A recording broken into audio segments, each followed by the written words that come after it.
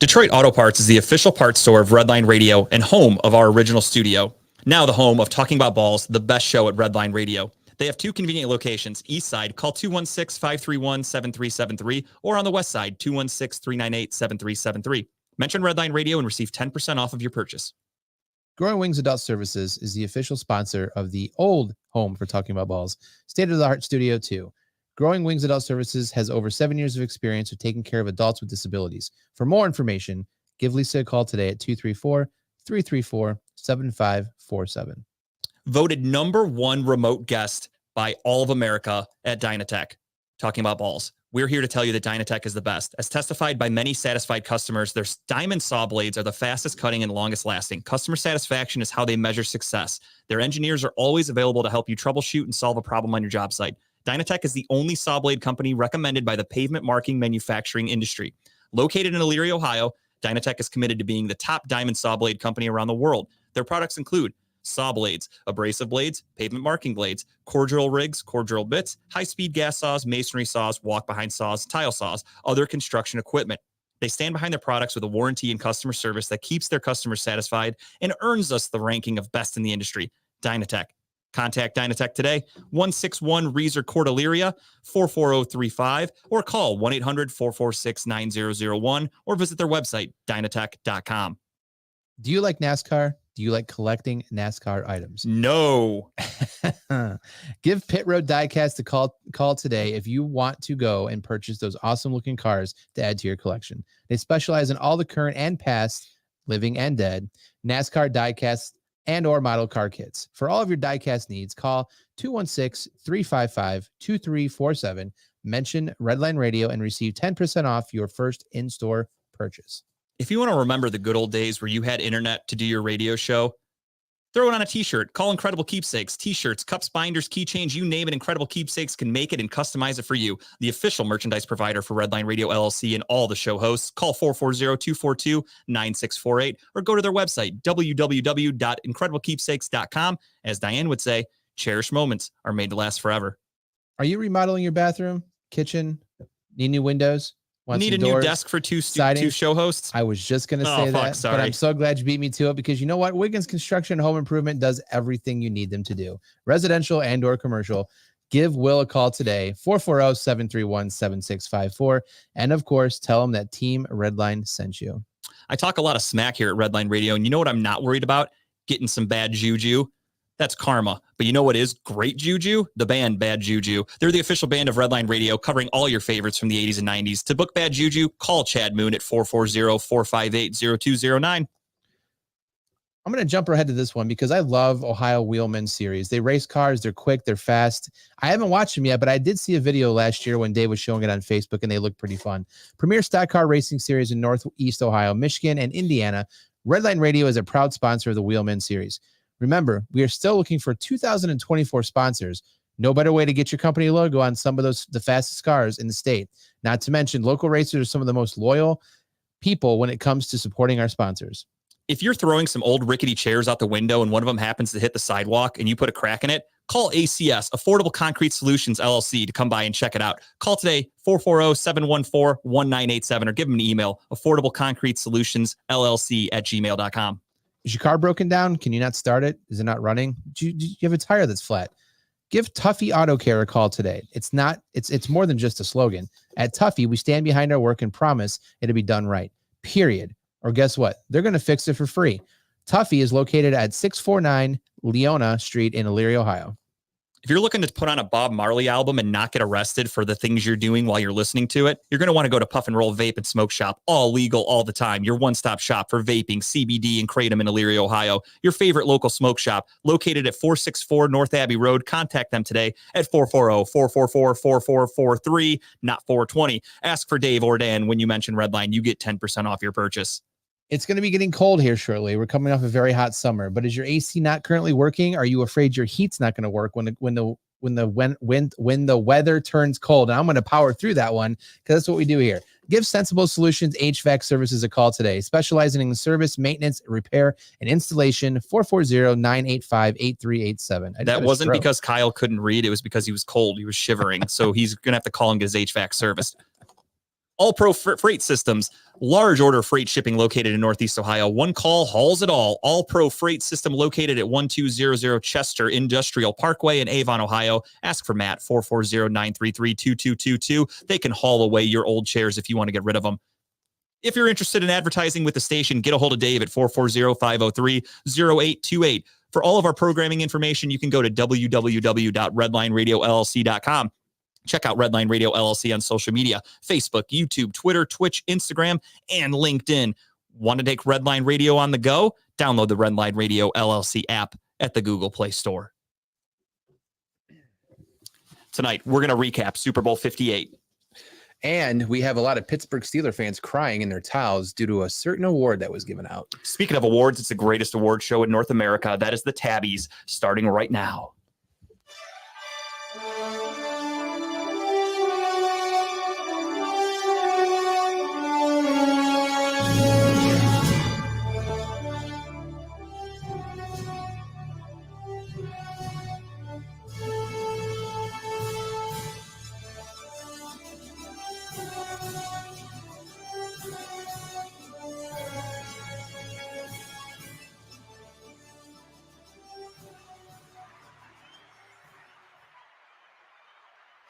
Ladies and gentlemen, welcome to Talking About Balls. I am Justin George, joined as always by Kyle Price and Tim Bucktu. Gentlemen, how are we? I dressed up for this event. I feel great. So did I. I got the tuxedo t-shirt on.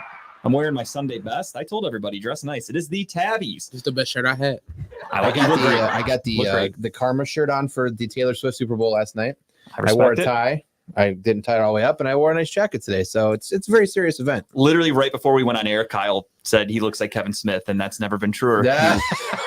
He literally looks like I love it. Silent Bob. I love it. Thanks, Shane. Thanks for checking in. But yeah, it is the TABbies. So what we're going to do is our usual show.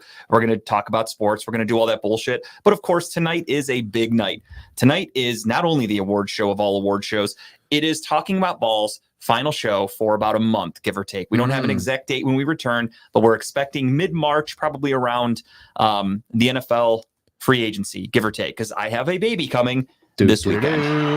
Literally big news. 3 days away.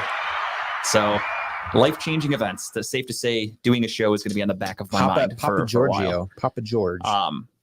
Where's that peach crown? See, Dave, you turned Dave into an alcoholic. What if that's what happened? How am I getting blamed for this? Chipper's the one that bought you your first shot. He's the one that showed you the gateway drug. Yeah, Chipper goes up there with his golden Buckeye discount card and gets the shots for half price because he's old as fuck. Buy one, get three free. That's what he got that night. But yeah, so we're going to do the show tonight again. We're going to do our normal show. But every few minutes, whatever, we're going to stop. We're going to break into an award. And these are our personal awards. We decided that's what the TABbies are all about. They are about what we want to give some love to. I came up with some categories that I'm going to use. Kyle's going to have answers for mine. Same with his. He came up with some categories. I'm going to have answers for him. Tim's wild card. We really don't know what Tim's going to be doing tonight.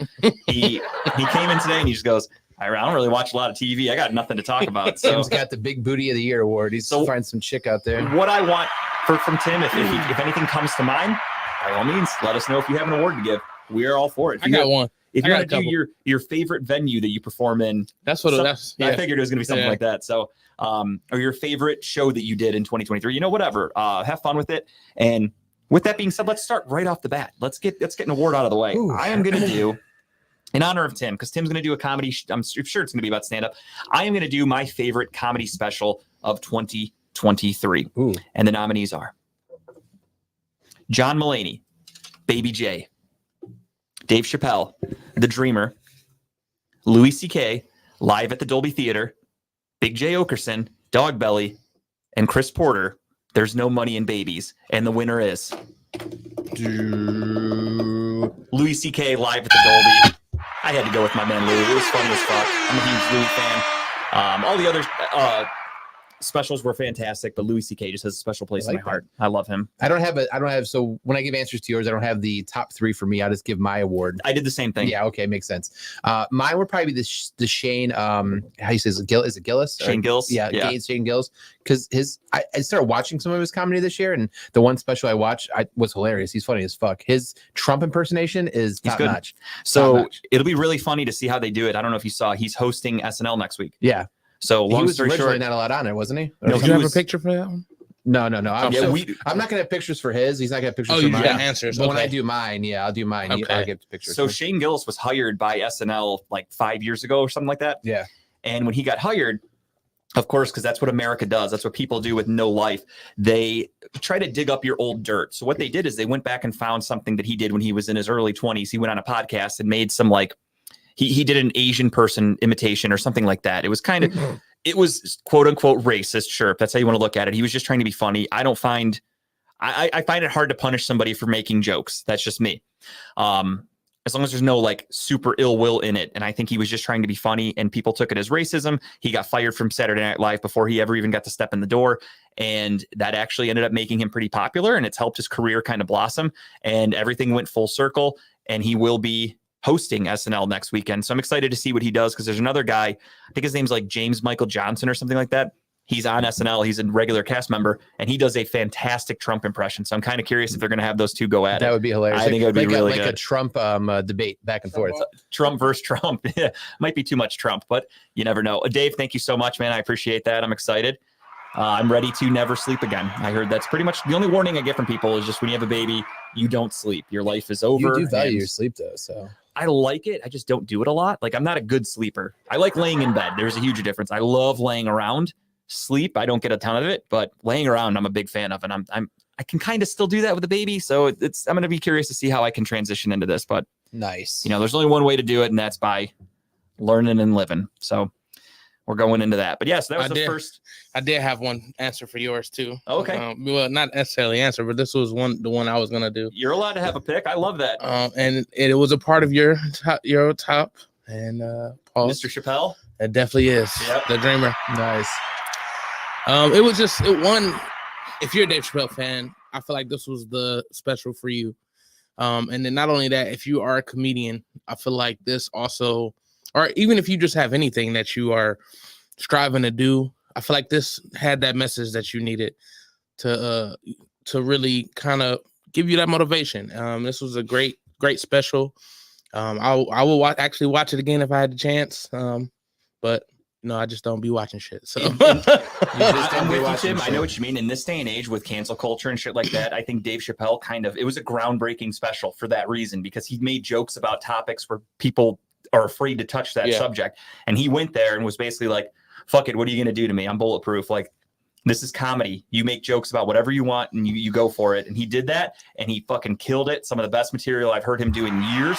So I'm with you. That was close to being my pick also, honest to God. Yeah. It was between that, Louis C.K., and Big J. Okerson. Those were my top three. I really had to pick and choose. And when I narrowed it down, it was Chappelle and Louis, and I just had to go with my man Louis. I understand. Not the one. Hey, I'll take it. That's Tim's disgust with my pick. Right. But yeah, so again, whenever you guys want to chime in with one, we will break them up nicely.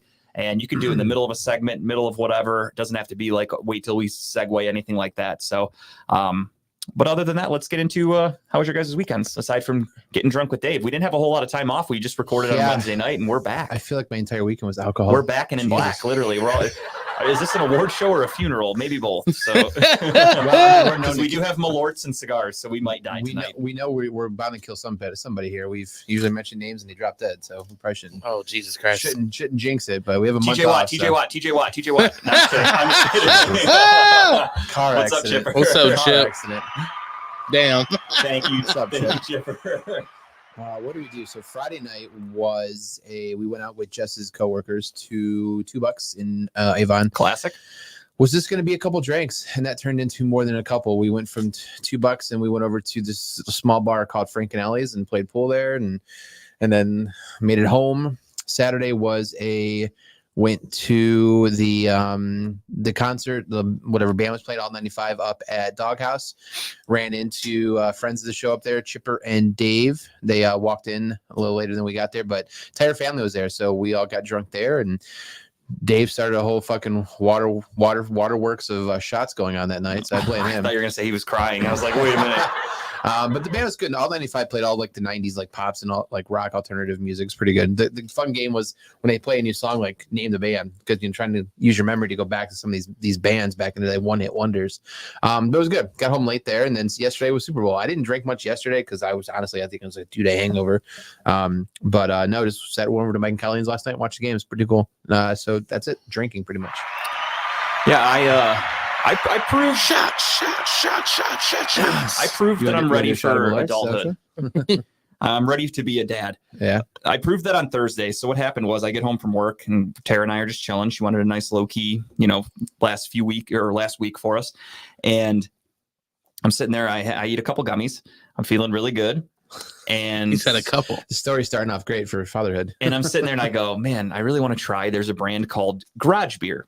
I don't know if you've seen it. I've had it. It's good. I just started seeing it and I was like, kind of want to try it. I wonder if it's available in Ohio. And I found it and I go, okay, shit. It's at the Giant Eagle at Southland. That's 5 minutes from my house. But I look at Tara and I'm like, fuck, it's like 7:30 at night. I'm high as shit. I'm like, I can't drive to the store. I really want this beer right now though, because I'm impatient. So I look over at her. I'm like, you want to run to a store really quick? I'm like, I know you're comfortable. You're in your sweats. And she's like, where? I'm like, Giant Eagle. She's like, yeah, I could go for some dessert. Like she wanted to get some Oreos or whatever. I'm like, all right, cool. We get up, we get dressed. I toss her my keys. I go, all right, you're driving. She's like, what the fuck do you mean I'm driving? I'm like, I can't drive right now. I'm too high. You got to take me. So, a week away from having a kid and I'm getting high and making the right decisions. Drive me to buy beer, So I feel like we're going to make great parents. So what'd you think of it? Really good. I like it. I got a 15 pack in my actual garage fridge. Nice. So it's sitting out there. Perfect. Yeah, it's good beer. I think I came across it like that marathon I go to all the time. It's like, the fuck is garage beer? They also make a lime flavored one that Giant Eagle did not have that I want to try. So I'm curious to see that, to see how it compares to Bud Light Lime for those. Would you have bought summer day? Would you have bought 2 15 packs if that was the case? Yeah, if they had the lime, I was walking out with both for sure. For sure. I'm not a fan of lime beer.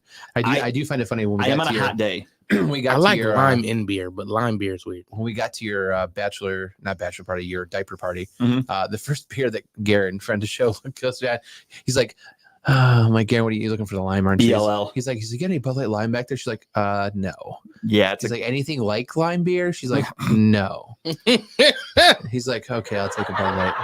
Yeah, that's fair. It's like he was so sad. I was like, it's okay, Karen. I mean, hey, I'll give him credit. He knows what he likes, and he was going for it. I've been drinking a lot of the Banquet Coors beer though. Like I like Coors Banquet. Anytime they have it, like I see it, I'll order it and get it, which is great. So it's good, hearty beer, I guess you could say. A little it's a little thicker than the normal Coors Light, Light. Yeah, which is great.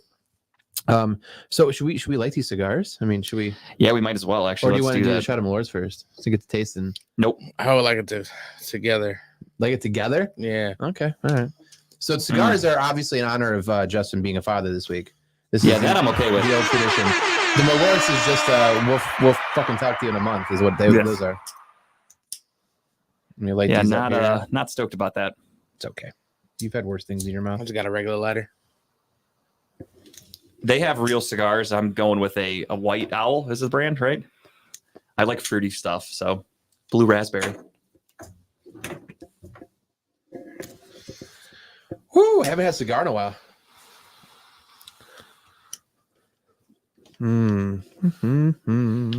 Hey, Dave, that's how you light a cigar.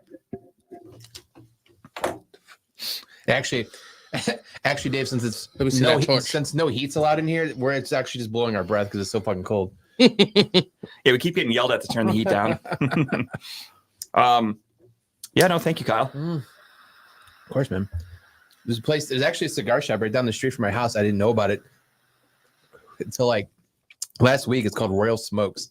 And I was going to work the other day. I'm like, fuck, that's a cigar shop. So when you said get cigars, I'm like, yeah, I'll fucking stop. Wait, in Berea? No, North Ridgeville. Oh, because that's what I would to. Well, let me do one of my awards quickly since we're breaking it up here.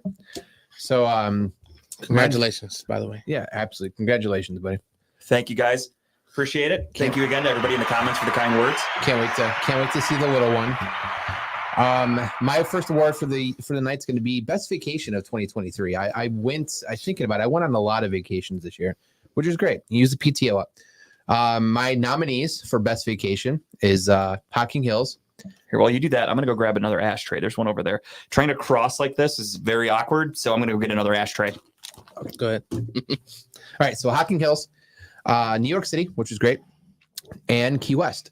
Those are my nominees. And the winner for best vacation for me is Key West. Key West. I'm telling you, I've always wanted to go, and we had a chance to go because Jess's uncle owns like a condo down there. I talked about it on the show earlier this year, but had a blast. Actually, a lot of good vacations this year. Every trip we went on was fun, but Key West was amazing. Just going up and down, I think it's Duval Street or whatever, I think, down the main street down there, just walking, having fun, going out in the ocean, seeing the sunset with Jess, and just, it was everything was just great, relaxing in the ocean. If you've never been to Key West, I highly recommend it, but that was probably my favorite Sounds vacation. so romantic. It was very romantic. Made some romantic pictures too, that the best I could, but it was good. I highly suggest it. My favorite vacation is, of course, Disney. That was a fucking blast last year. Life-changing, honestly, a life-changing trip. Loved every second of it. I can't wait to go to Disney. I'm an official Disney boy, and people keep buying me gifts for the baby, and of course, they're getting me a ton of Disney stuff, and I'm all for it. My wife hates it. She's not happy that we get a bunch of stuff with Minnie Mouse all over it, but I love it. Keep it coming. My favorite vacation didn't happen. So Tim's favorite vacation. You didn't go to town at all this year? no, actually. Tim's favorite vacation starts tomorrow when he doesn't have to do our show for the next month. Right. Oh yeah, so you're welcome for that vacation, I guess. I appreciate it. Thanks That'll for be getting his- Tara pregnant. That's his 2024 Tabbies award show Right. pick for favorite vacation. So let me see that torch real quick. Yeah, but other than that, so I did that on Thursday night. That was a little funny story. Yeah, I just thought I was like, I really want this beer, and we're not going to be able to just run out, and I'm not going to be able to just sit around getting high all day anymore. So I'll take advantage of it. Friday did absolutely nothing. Tara really wanted to do nothing this weekend, and our goal was to pretty much do some shopping. We want to load up the house with groceries before the baby comes. So, $700 later at Costco and Mark's, we did some grocery shopping, and we got a couple more grocery stops tomorrow we're going to do, and then we're done. So you have a lot of stuff in your house right now is what you're saying? Yeah, outside freezer and fridge, inside freezer, fridge, everything's full, cabinets. We loaded up on meats and stuff like that to make meals. And tomorrow we're going to go to Trader Joe's and Walmart to buy like smaller things and get like sides and stuff like that for all this stuff that we bought. But yeah, we're loading up. So Saturday morning we did that. I had an eye exam, and just because I need new contacts and my prescription expired. And we went home, and the plan was lounging. We're going to chill. We're going to watch TV, watch movies. Brother-in-law calls me and goes, it's his birthday also. He calls me and goes, hey, my buddy just bailed on Beer Fest. Free ticket. Do you want to come with us? I was like, let me talk to Tara. Let me call you right back. So I talked to Tara. I'm like, what are your thoughts? Because I know you wanted to stay home and have a chill weekend. And she's like, I'm not doing shit. You can go if you want. She's like, I just want to sit on the couch and relax. So she's like, by all means, go. I'm like, all right, sounds good. That wasn't one of those like guilt, like go if you want to, but she's okay with it. I mean, it might have been, but I don't pay attention to that kind of stuff. I would just go. So if you tell me, say what you mean what you say. If you tell me, go ahead. I'm just going to sit here. Like, I won't be mad. And I'll just go, all right, cool. Thank you. Do you see anybody we know there? No, surprisingly, I didn't. Oh, okay. And then the funny thing though is that before I was leaving, I looked at Tara. I'm like, fuck. I'm going to Beer Fest. It's all the way downtown. I don't want to Uber because it was kind of last minute. So I'm like, shit, I'm going to have to drive. And she's like, just be responsible. I'm like, do you know me? Do you think I can go to a Beer Fest and be responsible? Like, I'm going to go and get fucked up. And then thank God, her sister texts her and goes, if he's going to Beer Fest with Con, I'm going to just be sitting in the condo with a sleeping baby. Why don't you just come over and hang out? If you're just going to sit on the couch and do nothing, just come hang out. And Tara's like, all right, fine. So Tara drove me downtown. Nice. Shout out to Tara. I got myself a DD. Back-to-back days though, Tara coming in clutch. And then on Sunday, for one last hurrah, I was like, you know what? I want to go get some chicken wings. I'm craving some Pounders wings. So we went to Pounders with her dad Sunday afternoon, got some chicken wings. And then we came home and we were done. That was it. That was my weekend. Watched the Super Bowl, cleaned up the basement. And here we are. It's funny you mentioned that eye thing. So we took Jess Saturday morning to a LASIK exam. She had a LASIK consultation, and she was approved. They not approved, but she said she's a good candidate for it. So we booked it February 22nd. Nice. Jess is getting LASIK surgery. So she's going to have perfect vision, and then she's probably going to see Kyle for what he really is. And Kyle will be single on February 22nd. Divorce is happening. So That's funny. But it's funny because she's like, have you ever seen it done before? And Jess is one of those people, she has to basically watch all this weird shit. So I watched like the actual like what LASIK is, like how they do it. Cut it open, flip your Jesus, it's so eye bad. open. Oh, don't worry. I'm racking up nights. You driving me? She is ready. That's the big thing. So she has we have our final ultrasound tomorrow, and afterwards we're going to Trader Joe's because it's right across the street from her doctor out in Westlake. And the first thing Tara said is she's like, I'm buying fucking wine. I can't wait to buy wine from Trader Joe's. She's like, as soon as this baby's out, I can drink wine. I'm like, do what you got to do, man. You can have one glass of red wine. She hates red wine. Oh, well, that makes sense. She is a sweet Moscato type of gal. That's it. But no, I want to get LASIK too, but I've had contacts. I've had horrible vision my whole life. So I've always worn contacts, and I'm very irresponsible and lazy. So I don't like going to the eye doctor. It's just a waste of time. But contact lens prescriptions are only good for like 2 years. And then you have to have a prescription to buy them, like drugs. Yeah. It's the dumbest thing. Why can't I just buy fucking contacts if I know my prescription? Yeah. But I found out you can buy them from overseas with whatever prescription. They don't care. So I've been buying contact lenses from England for the last, or from wherever in the UK for the last like 10 years. I haven't gone to an eye doctor. So finally I was like, I'm paying probably double per box because I'm buying them overseas. I should just go to the eye doctor and get it over with. So I made an appointment and went. And nothing really changed. Glasses, or my prescription just changed slightly, like not even 0.25 or whatever in one eye. So Jess has always wanted. I mean, she's blind when she wakes up. And that's the thing with LASIK. That's why I looked into it too, is because my glasses, I haven't had a new prescription for my glasses in years. So I was like, well, fuck, you're supposed to not wear contacts for like 2 weeks before you get the LASIK. Yeah, and I've always worn contacts every day. So I'm like, fuck, I'm going to have to wear glasses. I should probably get an eye exam and have proper prescriptions. So now I have proper glasses coming. Everything's good to go, because I'd like to get LASIK too in the future because my eyes are fucking terrible. We'll let you know how it goes. So I took 2 days off of work in the 22nd, 21st, 22nd, whatever, 22nd, 23rd, just to be with her. So literally in a week. No, 20. It's basically. Yeah. So it is let's see here. Like next Thursday or whatever. You said the 22nd. Yeah, next Thursday. Yep, next Thursday. So yeah, so she can't. She asked, okay, whatever. She can't wear makeup like a day or two prior, and you can't wear makeup like a week after. I'm like, so you guys are really going to test this marriage. No makeup from Jess for a few days, and amazing selfies. I can't wait. Perfect vision, Jess looking at Kyle on the flip side. I'm gonna have so many amazing selfies with her that she won't even realize I'm doing it when she's like laying in bed with her goggles on. Yeah, she's gonna have no idea. I just imagine this is like that King and Queens episode where he gets the discount LASIK and she's just blind for a week, and he's like, "No, this is normal. It's normal." And then the doctors are like, "No, that's not normal." One of the crazy things that she's telling me is that when they told her, she's like, there's going to be a point like when we're doing this that it's all going to go black, because like we have to like cut a certain point. Once you go black, so you don't go back. Calm down over there, Sam. Right? He got real excited. He's like, Black History Month. But so she's like, it's you go black because we cut, where your eye, like whatever the cornea, whatever is. And then just give it a minute, and then you'll get like vision back, like light will come back in or whatever. It's just like closing your eyes, but your eyes aren't closed, right? Right. I'm like, that's fucking creepy. Like that's just creepy to me. But this is big. So we were able to get everything set up. They actually had like $1,000 off this month related. Yeah, they're usually doing really good deals. I think there's financing available. The one we're going to is actually the one that Miles Garrett went to, because there's there's a jersey on the wall, signature, and a picture of him, and the doctor is pretty cool. So it's kind of cool, yeah. Like the jersey says like, "Thank you for changing my life" or whatever. Signed Miles Garrett, and his jersey on the wall. I think I went out. Oh yeah, okay. But yeah, so that's gonna be fun. So shout out to Jess. Yeah, obviously, hopefully everything goes well and there's no King of Queens incident. She's gonna wake up like, "Hey, you were even hotter than I thought you were." I'm like, "Yeah, that's right." What about you? And that's when Kyle has to call the doctor to be like, "You guys fucked up. Her eyes are worse." That's funny. Do you remember your weekend? So yeah, Friday. We have sober Tim today, he said. Sure. Friday, I don't remember. No, it's playing. I just worked Friday. Didn't do much. But Saturday it was the show for Jazzin'. So I went and got my hair retwisted first. Looks good. Looks very good. Thank you. I thought you just did it for the TABbies, but I understand. Right. And then I got a haircut. So I'm looking a little clean.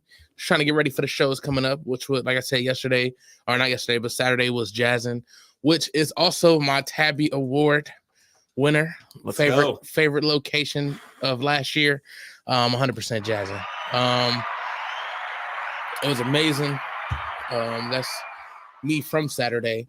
I was sitting on the stool that they had up there. I love their crowd. One, they're always very receptive. And then you can kind of just have fun with them. Like, you could really go out there and be as free as you want to be. And they're actually listening, even interacting. I faked fell onto the stage, like I tripped on the step. Fake, sure. And then I got up and did the rap song I did because I came out the Lovers and Friends. Oh hell yeah! And I did Lil Jon's part. I've been knowing you for a long time. So I did that, and it was just dope. It was fun. You know, they had fun. I actually made fun of the fireplace because it was hot on stage. I'm like, why is it so goddamn hot up here? I'm like, it must be this fireplace. That'll do it. And they, of course, hollered from there. It was this one lady. She, I guess, had a very strong interest in me. Oh yeah. Tell me more. And so she like kind of, you know, led me into my next joke. So I was, you know, talked about that, and I was like, you know what, ma'am, I don't know your name, but I'm gonna get it when I get off stage. What if you come in the house, got some rose petals out, and candles lit, and I'm near the fireplace like this, take off my shirt and lay down on my side. Oh, that's fucking perfect. And it was great. I wish they'd have got that picture. That picture would have been that would be your new profile picture, no doubt. No doubt. Somebody might have it. I just don't know. And it was just funny. I, you know, like I said, my shirt's off. That's your next pose for your next boudoir right. photos. Right. On a bearskin rug. What's up, Steve? It's funny. I said let me get up before somebody think I'm a bear rug. So I said that on stage. It was kind of funny. And as I'm on stage, this guy walks in, and you could just see him like befuddled by what's going on right now. Not what he expected to walk into. Right. So as soon as he walked in, I'm like, I was like, oh, he just walked in like, oh shit, what the hell did I walk into? And he just bust out laughing because he was like, that's exactly what I felt. Because I ended up saying like afterwards, he was like, man, you described how I felt to a T. I was like, yeah, you ain't know what you was walking into. But it was dope. And they're actually bringing me back in May for a Mother's Day show to headline. Ooh, that's what I'm talking about. So shout out to Jazzin.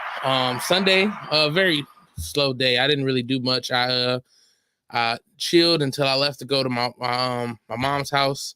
I watched the first half of the Super Bowl there and the halftime show, which I like the halftime show. I just thought I expected Usher to do, I guess, more full songs than he did. He kind of just. I agree. I thought the halftime show was good, not great. Yeah, the best way I can describe it. I'm not knocking it. It was really good. It was entertaining. It was very entertaining. At the same time, I was like, all right. Yeah, after the halftime show was over, they had like a clip on Twitter about the episode where Peter goes around his roller skates on the stage. Like this is. I saw that. This is what the halftime show was. Rolling around roller skates all night. I don't really listen to Usher a ton, so like I don't know a lot of his songs. Like I'm familiar with them, but I'm not like a diehard Usher fan by any stretch. But like I recognize most of the songs. I mean, he did a really good job. He did great. Yeah, it was phenomenal. It wasn't fake. He was really singing. Yeah. He was sweaty as shit, which I thought was hilarious. That's normal. Is he normally that sweaty? We knew the show was coming off at some point. And then he wore that weird outfit that everybody said looks like he played for the the dodgeball team. The dodgeball team with Ben Stiller. Oh shit! The Purple Cobras. I forgot what they call it. The Globo Gym. The Globo Gym Purple Cobras. He looked like he was in that, and he was fucking rollerblading around or roller skating. That was pretty cool. I think he did a good job. No, it was a great. I enjoyed the show itself. I guess me being an Usher fan, I wanted to hear some more fuller songs. I did think they were going to do Lovers and Friends. I don't know why.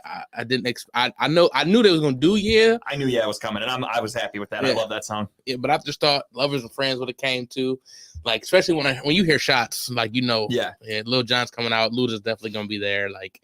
It's definitely was definitely coming out. That crowd, honestly, like Usher did great, but like that crowd fucking erupted when Lil Jon started doing Turn Down for What. Yeah, that's when it blew up, and then Luda came out, and it was like, oh shit, this is like the best part of the halftime show by far. I was expecting Bieber to come out at some point though, because like maybe he was heavily favored, like on betting websites to be a guy that comes out. But I didn't know her was gonna come out.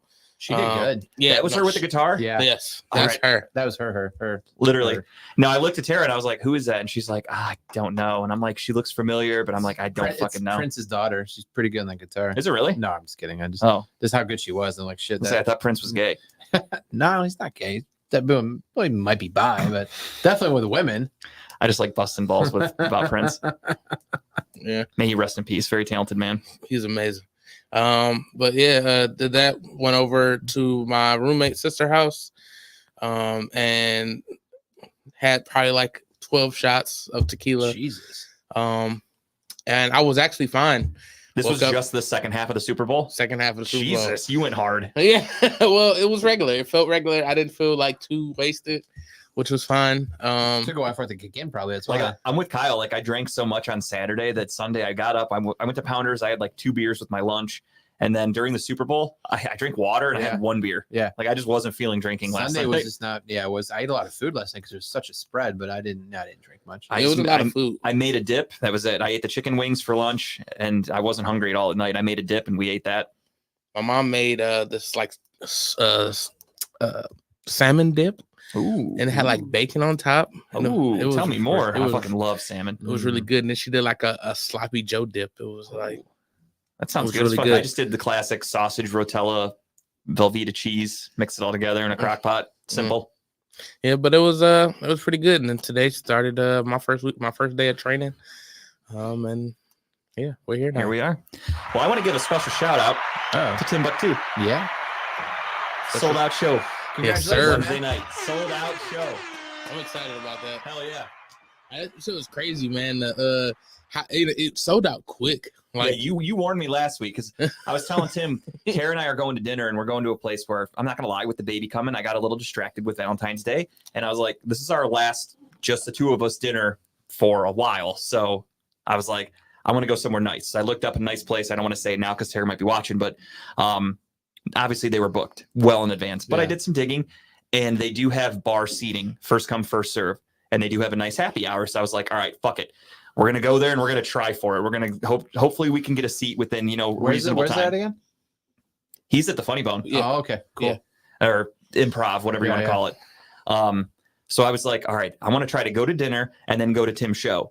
But I wanted to like wait and see. And Tim was like, the show's gonna sell out. And I was like, shit. So I checked today and sold out. So Yeah. Unfortunately, I won't be there, Tim, even if I get out of dinner in time. It's all right. I was really worried I wasn't gonna get out in time anyway, because I'm nowhere near downtown. That's all I can say about where I'll be.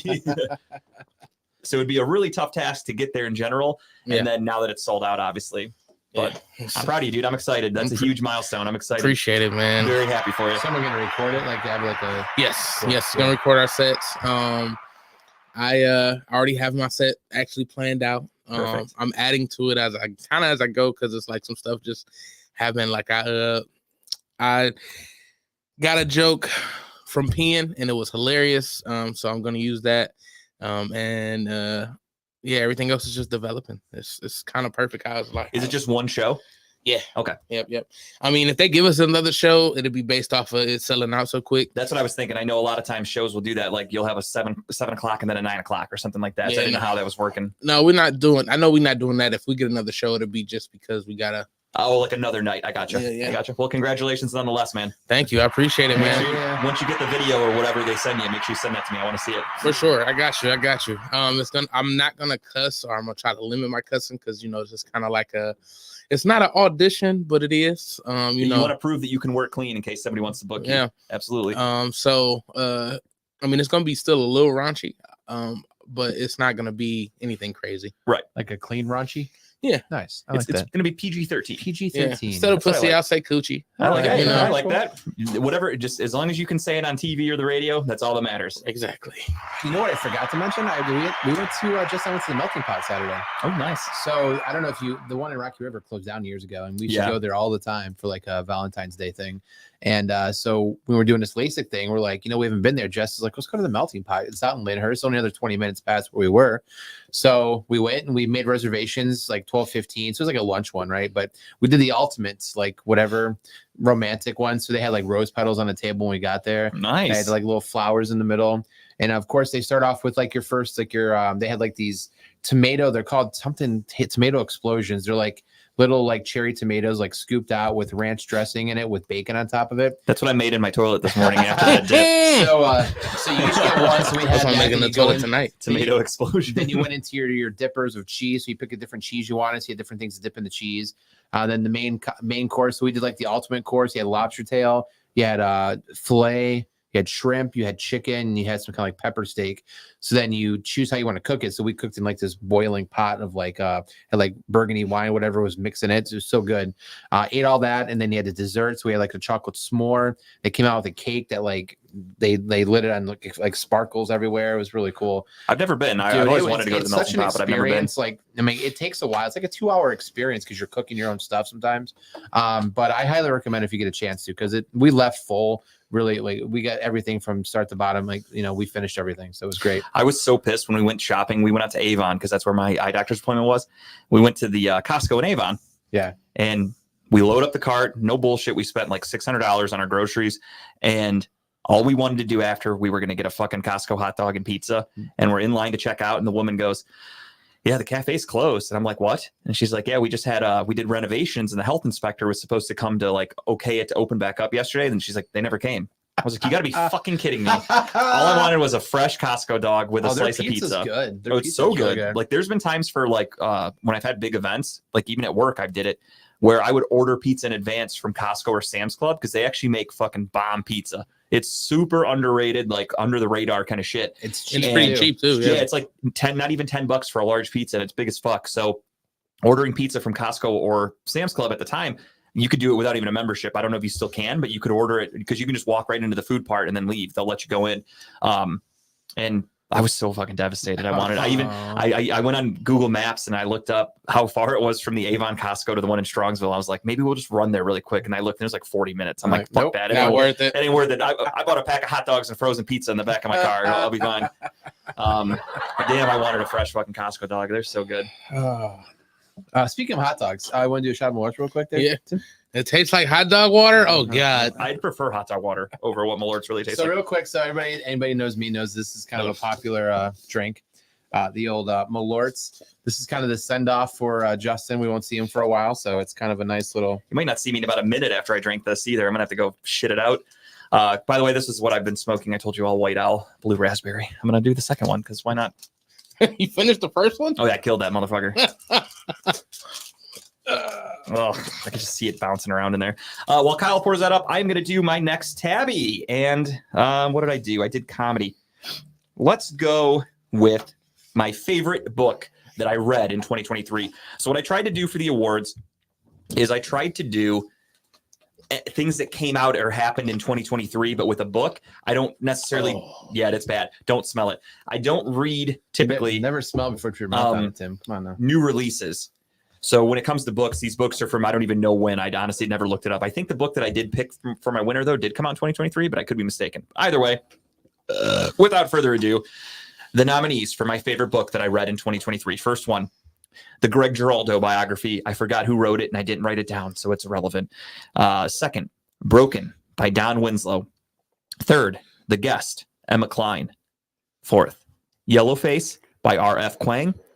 And 5, Killing the Legends from Bill O'Reilly. And the winner of my favorite book of 2023, Yellowface by R.F. Kuang. That book was fucking great. I loved it. You had such good reviews for it. I still think about it all the time. I just finished another book the other day, and all I thought of was not even close to Yellowface. So it was kind of a similar genre. Like Yellowface was about that Asian woman who her friend dies. She steals her book idea, becomes a New York Times bestseller. Her life changes, and somebody kind of calls her out for stealing the material, and she's wondering how the fuck they figured it out.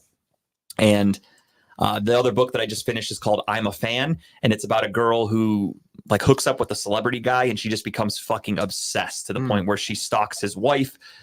She knows everything about him. She's constantly trying to meet up with him and like finding herself in places that he's at. And the book just kind of fizzled out after the first half. I really thought the ending was going to like be some climactic event, and it just really didn't do it for me. So that's why you're not going to hear me putting I Am a Fan on any of my top lists. If I'm being honest, I didn't care for it. But interesting. So I've only read like 2 books this year. A lot of them were audiobooks that I listened to, but physically read, the one I read that was pretty good was Killing the Witches. Or Killing Witches, the Salem Witch Trial stuff. Mm-hmm.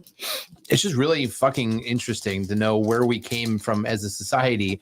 Of anybody who does something that's evil, there's clearly something wrong with you, right? Women. So you're it's mostly if a woman back talks a man, she's a witch. She's possessed. That's how it she's should possessed. be. So it goes through the history. We need to go back to that. It goes back to the history of like where it started, how the initial group of people who got accused of it, and then it fast forwards to the Salem witch trials. All the young girls who were accusing everyone, and it was all just a joke to them, right? If we come to find out, but they were just accusing random people or being told who to accuse so they can get rid of people. But Right. very interesting read, very deep history dive into that. But that was a good book. Actually, that's one book I physically read. What about you, Tim? Any books? Yeah, The Way of the Superior Man. That was the book for me. Only book I read this year. Nice. Nothing wrong with that, if it worked. But it was a good book. Just reading, I guess, other people's perspectives, or not that person's perspective of what a superior man is, and how he broke down like some of the terminologies and stuff like that. And it also made me realize that maybe I am a superior man because I move in a lot of the ways that he mentioned. So I take it. It's awesome. I think you're a superior man. Appreciate it. Absolutely. I also grew up on Superior, so I guess You literally are a superior man. Right. let's get this taste out of the way. So, Justin, love you, brother. Excited for you. Do you? Because you're making me do this. But I told Tim that he's going to taste this before, so now I'm not going to see him for a while. Cheers. Cheers, Malorts. Cheers. Cheers to fatherhood. Cheers to all you guys. Love you both. Love you. Down the hatch.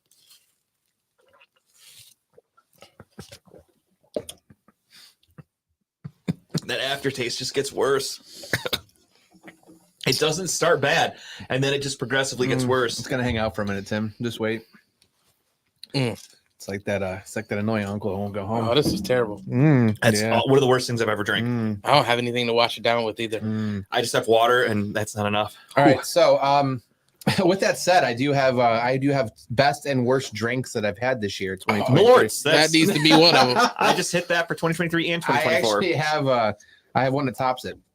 So I go best. My best drinks or shots that I've had this year. Are they on here? No, I didn't have a picture for this Okay. one. I just figured it's pointless to do a picture. But my best, my favorite shot of the year. So I have the nominees are Crown Apple, which I love. Classic.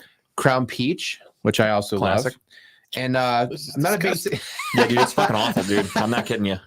It's like it hangs like right here in the back of your throat. Remember when I warned you? I'm like, this is the worst thing I've ever drank. and wasn't I'm fucking not a around. big tequila fan, but Don Julio 1942, which is actually the only tequila I've had that's actually smooth. And last but not least, it's an apple crown and screwball mixture, half and half. And the winner of my favorite drink of 2023 was the apple crown screwball mix. So half screwball, half apple. It's a nice little like peanut butter. Your face is hilarious. Because right it's now. disgusting. It's bad. Like, this is I didn't know Kyle was doing favorite drink. I don't have a favorite shot personally. Off the top of my head, I can't think of a shot. What's your favorite drink? But I'll go. My favorite drink that I tried in 2023 for sure. Happy Dad. I fucking love Happy Dad. Just had that. We were at the bowling alley and they had like 16-ounce cans of it.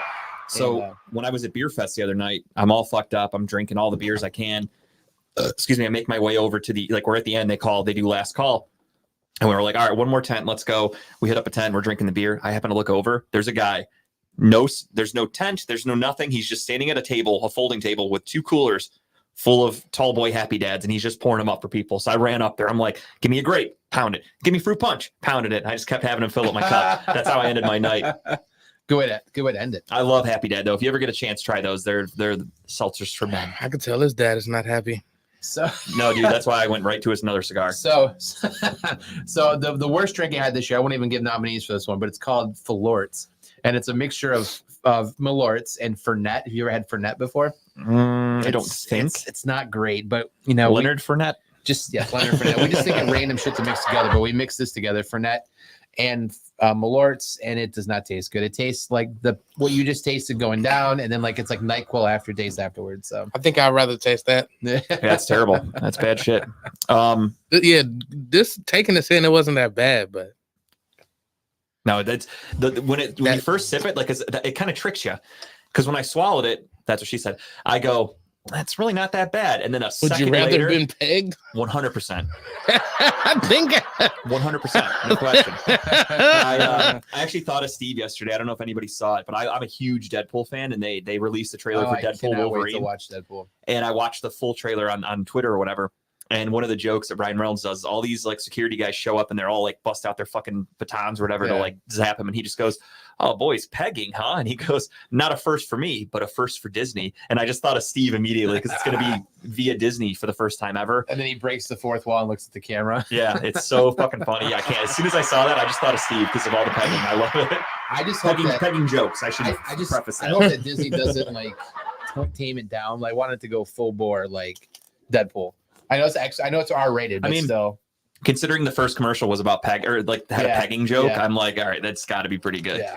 All right, well, we're going to get into the regular show now. Finally, we're going to talk a little sports. We'll talk a little Super Bowl. Before we actually talk about the Super Bowl, favorite commercial. Everybody does it. Everybody's got to do it. What were your favorite commercials, if you remember? I'll be honest, I was let down by these commercials. I got 12 tequila shots over there from Tim, so he might not remember these commercials too much. Trying to think, what was I was kind of let down by some of the commercials. My number one favorite for sure was the Dung King with Ben Affleck, the Dunkin'. Yes, that one was the best in my opinion. That was fantastic. That was pretty good. A close second, at least for me personally, I really enjoyed it, was the Arnold Schwarzenegger, where they're like, "Arnold, it's neighbor," and he's like, "Neighbor." That's what I said, neighbor. I love that. I really enjoyed that. You know what I liked was the Christopher Walken one. The Christopher Walken one was really good. Where they're trying like talking his voice. He's like getting annoyed. They ruined it at the end. Wait a minute. Why put Usher in that? Oh, yeah. Usher's just sitting at the restaurant with him and he just goes, "Hey, don't you have somewhere to be?" And then Usher's like, "Yeah." And then gets up and dances up the stairs. Like, you really needed to do that? You needed to have that in there? I don't think that was necessary. Yeah, that's probably one of my favorites. Do I blame Usher for taking that free paycheck to be in 2 seconds of that commercial? Not at all. I get that fucking money. I respect that. But trying to think what didn't care for that commercial. The ending of it. I will say that because a lot of movie trailers yesterday, right? Too many. One I really want to see is the is it Monkey? Monkey Man. Yeah. It's like a John Wick almost type movie. Yeah, it's from Jordan Peele though, and I'm kind of let down by his movies, if I'm being honest. Really? Yeah, I'm not a fan. I didn't like Get Out. I take that back. They're fine movies. It's the hype that comes with them. Like Get Out was okay. I thought Us was okay. I didn't even watch Us. I thought Nope was probably his best one. I think Nope was his best movie. His remake of Candyman was garbage. And this one's another Jordan Peele movie. And I'm like, horror movie though. It's that's why I'm thinking this. I'm going to give this one a chance, but I'm let down by Jordan Peele's movies overall. And then the other one I'm excited to see is Wicked, the trailer for Wicked. That one, everyone immediately, all the racists on Facebook were like, "Nope, I'm not watching that," because they have a black lady playing the Wicked Witch of the West or whatever. She's actually like, green. Who cares? Okay. Right? Yeah. Who gives a shit? But it's because underneath the green, it's a black woman. There's people that are like, Shogun looks fucking fantastic. That's not a movie. That's a FX show. That's a Hulu show. Yeah. Or FX. That did look good. Yeah, it looks really good as fuck. That's like Game of Thrones and samurais and shit. That looks cool. Yeah, it did look pretty good. But so as soon as Wicked came on, everyone that was watching the show, they're like, "Oh, they remade Wizard of Oz." I'm like, "Oh my god, no, they didn't. It's Wicked. It's Wicked." Well, speaking of Shogun and TV shows, let's do it. Favorite TV show of 2023. We're knocking these categories out, ladies and gentlemen. All right, my nominees for favorite TV show of 2023 are Florida Man, which was a Netflix show that I really liked. If you get a chance, check it out. The Last of Us, obviously HBO, based on the video game. Shrinking, Jason Segel, where he plays a psychiatrist on Apple TV. Jury Duty, which was the hidden camera surprise reality show on Freevee. I think it's a free show to watch. Jury Duty was fantastic. Definitely check it out. And then Bookie. I think I talked about this one a few months ago. It was the newer show that came out with Sebastian Maniscalco, the comedian. He plays a bookie. In this day and age where everyone's online gambling, he's still running an old school bookie where people are calling him all day. He's going to collect the money. Pretty funny. It was actually a really good show on HBO Max, like 8 episodes. So check that out. But the winner for my favorite TV show that I watched in 2023, Shrinking. Jason Segel was phenomenal. I loved that show. I literally cannot wait for season 2. I might have forgot to send a picture for that one. Yeah, I didn't get that one. Okay. I probably forgot it. It's okay. I can just whip out my penis. Look up the show Shrinking. Yeah, you can literally watch Shrinking happen. That's what Malortz does. It just I forgot Shrinking. Go the other direction. So check that show out, though. It's on Apple TV. Great show. Jason Segel, Harrison Ford. The chick that played Kate from Drew Carey. I forgot her name in real life. Just a really good cast. Really fun show. So check out Shrinking. That was my favorite show. My favorite show, all those you listed were great. My favorite show, only because I think season 2 saved it, in my opinion. The Bear. I love season 2. Season 2 is great. Ain't that the show that both y'all talked about and y'all both just said it was okay? Or you said it was okay. You said it was bad? I'm not a fan. I He's not a don't big mind fan. it. I just I think it's a good show. I think it's super overrated. That's my thing. It's a decent show. There's nothing wrong with it, but it's just I watched the show Shameless. I don't know if you guys all did. Yes. So I loved the show Shameless. He's just playing the same character from Shameless, but now he works in a restaurant instead of being like a piece of shit. He's also in the other show. he's also a CK model now. You watch that commercial he's in? No, You didn't watch it? no. So I haven't Was seen it last night? No. I haven't Oh. seen it on like TV yet, but on TikTok, all these women are watching him in this commercial where he just basically strips down to nothing, and like he's like doing like work, like pull ups and everything, like in the sun. It's like He's in good shape. and he's fucking ripped, and it's because of that movie you played in, the Iron Claw, I think. Which I'll be watching that tomorrow Yeah. because that's coming to streaming tomorrow. I can't Is it? fucking wait. Is it? The Iron Nice. Claw. Nice. Yeah, I'm very excited to watch it. Yeah, no, he's a good actor. Again, it's just his character to me is the same as it was in Shameless. So watching it, this show takes place in Chicago. He's like kind of a broke dude trying to make it. That's exactly what he was in Shameless. So for me, it's just kind of like it's a rollover of the same show. He's being the same person. And I don't know. It's just like I want to see acting. To me, he's the exact same character. And yeah, I just think The Bear was super overrated. Everybody's like, oh, it's the greatest show I've seen ever, and this and that. And it's like, it was good. It did win a lot of awards though. That doesn't make it good. A lot of shit wins awards that I think suck. So, that's just my prerogative. But yeah, no, The Bear was fine. I thought season 2, I think, was a little bit better, but I don't know. Didn't love it. I didn't watch anything this year. So. That's fair. I respect it. That's Tim's award. Tim's award for best TV show goes to nothing. None of you earned his award. Fuck your shows. Nah. Sports talk now? Should we get into some Let's do it. sports? Super Bowl 58 happened last night. Went to overtime. Only the second overtime game in NFL history. Previous one was the Patriots and the Falcons. Yep. That ended Another not so nice. Kyle Shanahan game. He was the offensive coordinator for the Falcons. Pissed away the 28-3 lead. That number is still haunting. Sorry, Dub, if you're watching. 28-3 still. That tweet haunts. will ever live in infamy. The one where Atlanta Falcons 15 minutes ago. Yeah, that was oof. The nail in the coffin for them. But the game last night was pretty good. Started off a little slow, as we talked about before the show started. We were recapping the Super Bowl between us, and defensive showdown. Nobody could do anything on offense. Fumbles galore. The Chiefs were in the red zone. They fumbled. McCaffrey fumbles on the very first drive for the Niners. It looked like nerves kind of happened for a lot of people. Yeah. And then the Niners go up 10-0, and I'm kind of getting nervous. I'm not going to lie to you. I was like, oh shit, I think the Chiefs are going to lose this one. Like they have no match for the Niners right now. The Niners defense was playing fast. They were playing physical. I really didn't think they stood a chance. And then Patrick Mahomes woke up. He got himself those 3 points right before halftime, and it was over for the Niners after that. Patrick Mahomes did not fuck around. He was on fire in the second half. Travis Kelce went into halftime with 1 catch, 1 yard, ended the game, leading the game in receiving yards. That's what that guy does. He's a stud.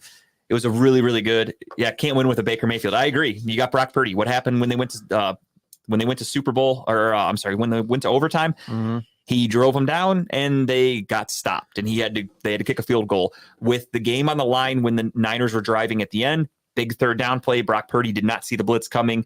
And incompletion. They had to punt. They had wide open to get to him in that play. It's crazy. Yeah, I mean, that was a beautiful. Is that Purdy's fault?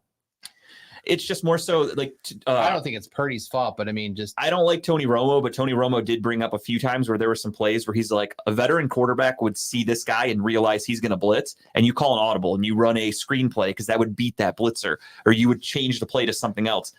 Purdy just didn't see that because he's, like Steve said, Baker Mayfield-ish kind of quarterback. There was a couple plays where Purdy had some good calls where he got some of the defensive for Kansas City to show kind of their hand a little bit, and he did make the right calls after that. But still, it was just too much for him. I think the light was too big. What's your thoughts on the Kelce bumping the Reed thing? For what it was him being pissed off that they took him out of the game in the red zone for that play package, and Isaiah Pacheco ran the ball and fumbled it. So Kelce was pissed, and he's like, don't take me out of the fucking game. Like, it's a Super Bowl. I want to be out there. I want to help us win. So that was just emotions getting the best of him. I don't think he meant anything by bumping into Reed. It wasn't like he wasn't trying to hurt him. I don't think he did it on purpose because Reed looked like he was like surprised by him being there. But a lot of people made a big deal about it on Twitter and stuff like, oh my God, he's such an asshole. Like that's emotion, man. That's just emotions. Can I see the lighter? I went out again. Yeah, for sure. That's just huge emotions. You're playing for a chance to be the best in the world at football. Literally trying to become a dynasty. Yeah, absolutely. And then you're passionate. I mean, he was probably a little pissed off for his poor performance in the first half, right? That too. But yeah, he came out like you said. He came out he had 92 yards in the second half, and Yeah, he had 1 in the first half. 93 yards total. Yeah. So, but no, I mean, geez, I mean they played so well. I mean, the fact that like in the second half that San Francisco didn't make the not correct adjustments, but they didn't keep the plan going what they did in the first half to Mahomes. No, you know, they changed up their way they played defense against them. Yeah, I mean, and the other thing too is, credit to the Chiefs. The Chiefs figured out what they're doing on defense and said, okay, we're going to adjust. Yeah. We're going to make changes to where what they're doing isn't going to be as effective against us, and it worked perfectly. I mean, that's why Andy Reid's a Hall of Fame head coach. That's why Patrick Mahomes, is turning into the GOAT. This is a dynasty. They're a great team. Hats off to the defense for Kansas City because they really shut them down in the second half. I mean, probably the best defense Mahomes has had. You had to contain McCaffrey, which I don't know. Said than done. I don't know what the fuck that play was when they threw it out to Jennings and Jennings threw it across the field. I thought that was going to get picked off. That ball looked like a punt. I don't know how he got that ball to him. How did the Chiefs not see that and like run into at least break the pass up? They literally watched the ball going, and the one dude went behind McCaffrey almost because I don't think he knew McCaffrey was there. Yeah, so he thought Jennings is throwing the ball away or something. He didn't know, so he literally started running on the outside and then just got blocked. And McCaffrey ran in for a touchdown like it was nothing. So crazy play, beautifully designed play. That's what Shanahan's known for. But lightning only can only strike in the same place once. So they had that nice trick play, and the offense kind of fizzled out after that. I mean, don't get me wrong, they scored a couple more times. But, luck of the bounce. A couple fumbles, special teams gaffes from the Niners. And the Chiefs are your Super Bowl champions. Really cool. I like the overtime rule. I really do. I do too. I think it's great. I had to look at it up again to understand it. But I think it's great to give both teams an opportunity to do something with the ball. Yeah, I love that rule been in play for, I want to say, 2 or 3 years. It's been a few years. There's been 0 playoff games overtime playoff games since. This is the first time that they've actually had to utilize that rule, which is great, So it was really cool to see it. Now I assume everybody in the NFL is now going to understand how the playoffs overtime works because a lot of guys yesterday did not. They even said Mecole Hardman, when he caught the touchdown, literally was just holding the ball and was like, okay, let's kick the extra point. Mahomes ran up to him and was hugging him and grabbing him. And he's like, we just fucking won. And Hardman's like, what? He didn't know he blacked out. He said for a second, he's like, I caught the ball and blacked out. But in his defense, he started the year off on the Jets, so they didn't need to go over playoff overtime rules because they weren't going to the playoffs anymore. So the Chiefs did in the preseason, but Mecole Hardman wasn't on the team then because he got released in the midseason or traded, whatever. But he ended up back in the Chiefs. I think Mahomes got the ball with 9 minutes to go in overtime. Yeah, the Niners took up about half the quarter. Oh, was it? So there was about 7 minutes left, give or take, and they drove down the field just perfect down to 10 seconds. 1 second left on the clock. Yeah, because I was watching the clock tick and I forgot that it's it'll just go to another quarter. Yeah, because I'm looking at the clock and I'm like, wait, there's no 2-minute warning. And then I'm like, all right, the clock's ticking. I'm like, what are the Chiefs not calling their timeouts for? And then finally Romo or Nance, one of the two, goes, if you're wondering why they're not using timeouts, because if it goes to 0, it just starts another quarter. The game doesn't end. And I was like, no shit. Yeah, okay. And then they scored 2 seconds later. Until it's over, right? Yeah. So that makes sense. So they would have continued to keep going. And then same thing. If they scored, that obviously the touchdown ended. If they would have kicked a field goal, another quarter just keeps going. Yeah. Really good game. Really fun, entertaining. Back and forth. You like a good game like that. I don't like blowouts. I don't like boring, non-scoring games. So it was everything I wanted. I'm glad Taylor Swift won her first Super Bowl, her first year in. So hey, good for her. I also won the Talking About Balls CBS Pick'ems. I was down by 1 last week. I must have been the only person to pick the Chiefs because I tied it. It was 8 across for the first place teams, and I got put into first place because they do a tiebreaker for points. That game ended at 47 points. I picked 48 for my total score. So I was the closest to the total score, and I took the lead, or tied the lead. So I won the Who did it come down to? So it was me, star of the show, Adam, and friend of show also, Pat Franklin. Nice. So great company to be in, but unfortunately, fellas, I took the top spot. And the rule was if you win, you get a guest spot on the show. I won. Obviously, I already got a spot on the show. So Pat would be fun on a show, though. I'll say pick your next favorite. Yeah, no, I would like either one, honestly. Pat and Adam are both welcome on the show whenever they'd like. I think Adam just jumps around every show possible. So I mean, he's a star of a show. He's welcome anywhere. Yeah, you're right. I keep talking too much and I keep letting this go up. Stop talking so much. I'm kind of doing a show. While you're lighting your cigar, I'll do another one of my awards for the year. So I don't know if I sent you this picture. Favorite movie? Did I send you that? I don't think I did. Let me see my email real quick here. I don't think I did. No, I did not. So it's okay. Sorry. Well, do you want to send that to him and I'll read off my categories because I have my ahead. movies all set. So we have the same category. This one we're going to do actual nominees for this one for both of us. So I have for my favorite movie of 2023, I have Guardians of the Galaxy 3, Dream Scenario, The Flash, Evil Dead Rise, and Blackberry. And the winner for my favorite movie of 2023, and this was not easy, I'm not going to lie to you, I really enjoyed all of these movies, truthfully, a lot.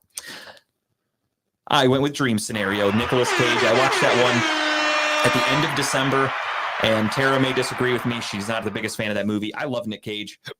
The concept of this movie was so fucking cool that people just start dreaming of this guy, and he becomes viral because people are just dreaming of him.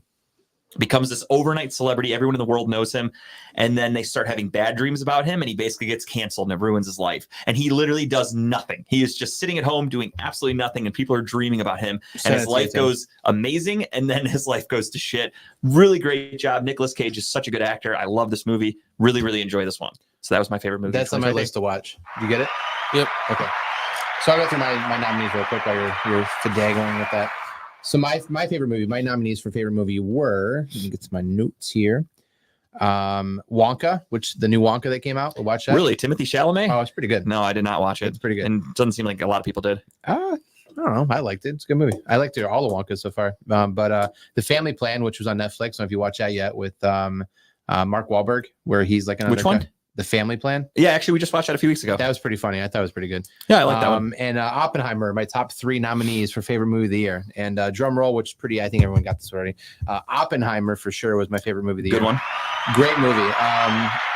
Obviously, there's a lot. It's based on what took place back in the day with the creation of the atomic bomb. His whole story, Oppenheimer's story, is crazy. Just to think about, he built it and then became basically shamed by everyone, like for, pushed out of the entire thing, even though it was his idea and his plan and his mastermind. But get a chance. It's pretty good. I'm glad that Robert Downing won an award for it.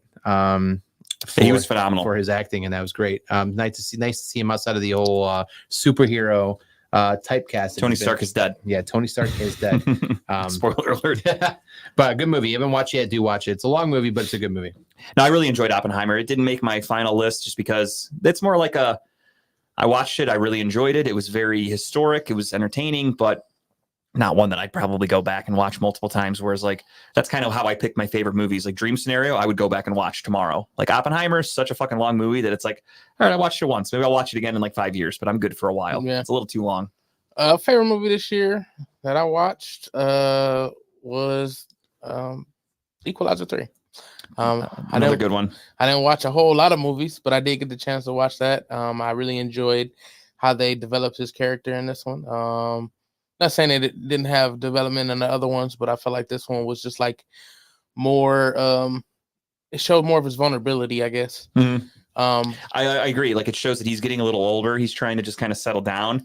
He's in a nice town in Italy and meeting some nice people, nice little village. I liked it a lot. I was a big fan. I think I liked it better than Equalizer 2. It was a good movie. I think Equalizer, the first one, was my favorite movie. The first one was amazing. Yeah. The second one I thought was okay. But the third one, I think it felt like it felt more real. Yeah, like he didn't seem like he was invincible. Yeah. Basically, yeah. I mean, it was definitely great. I think the first one, the third one, then the second. That scene in the middle of like the town where he's just out there, like, all right, you want to kill me? Go ahead, take care of it. Yeah. I thought that was pretty badass. Again, it shows that like he was willing to die for all those people that he just met. Like he's just a good dude. And then he kicks ass. When he kicks ass, kicking ass.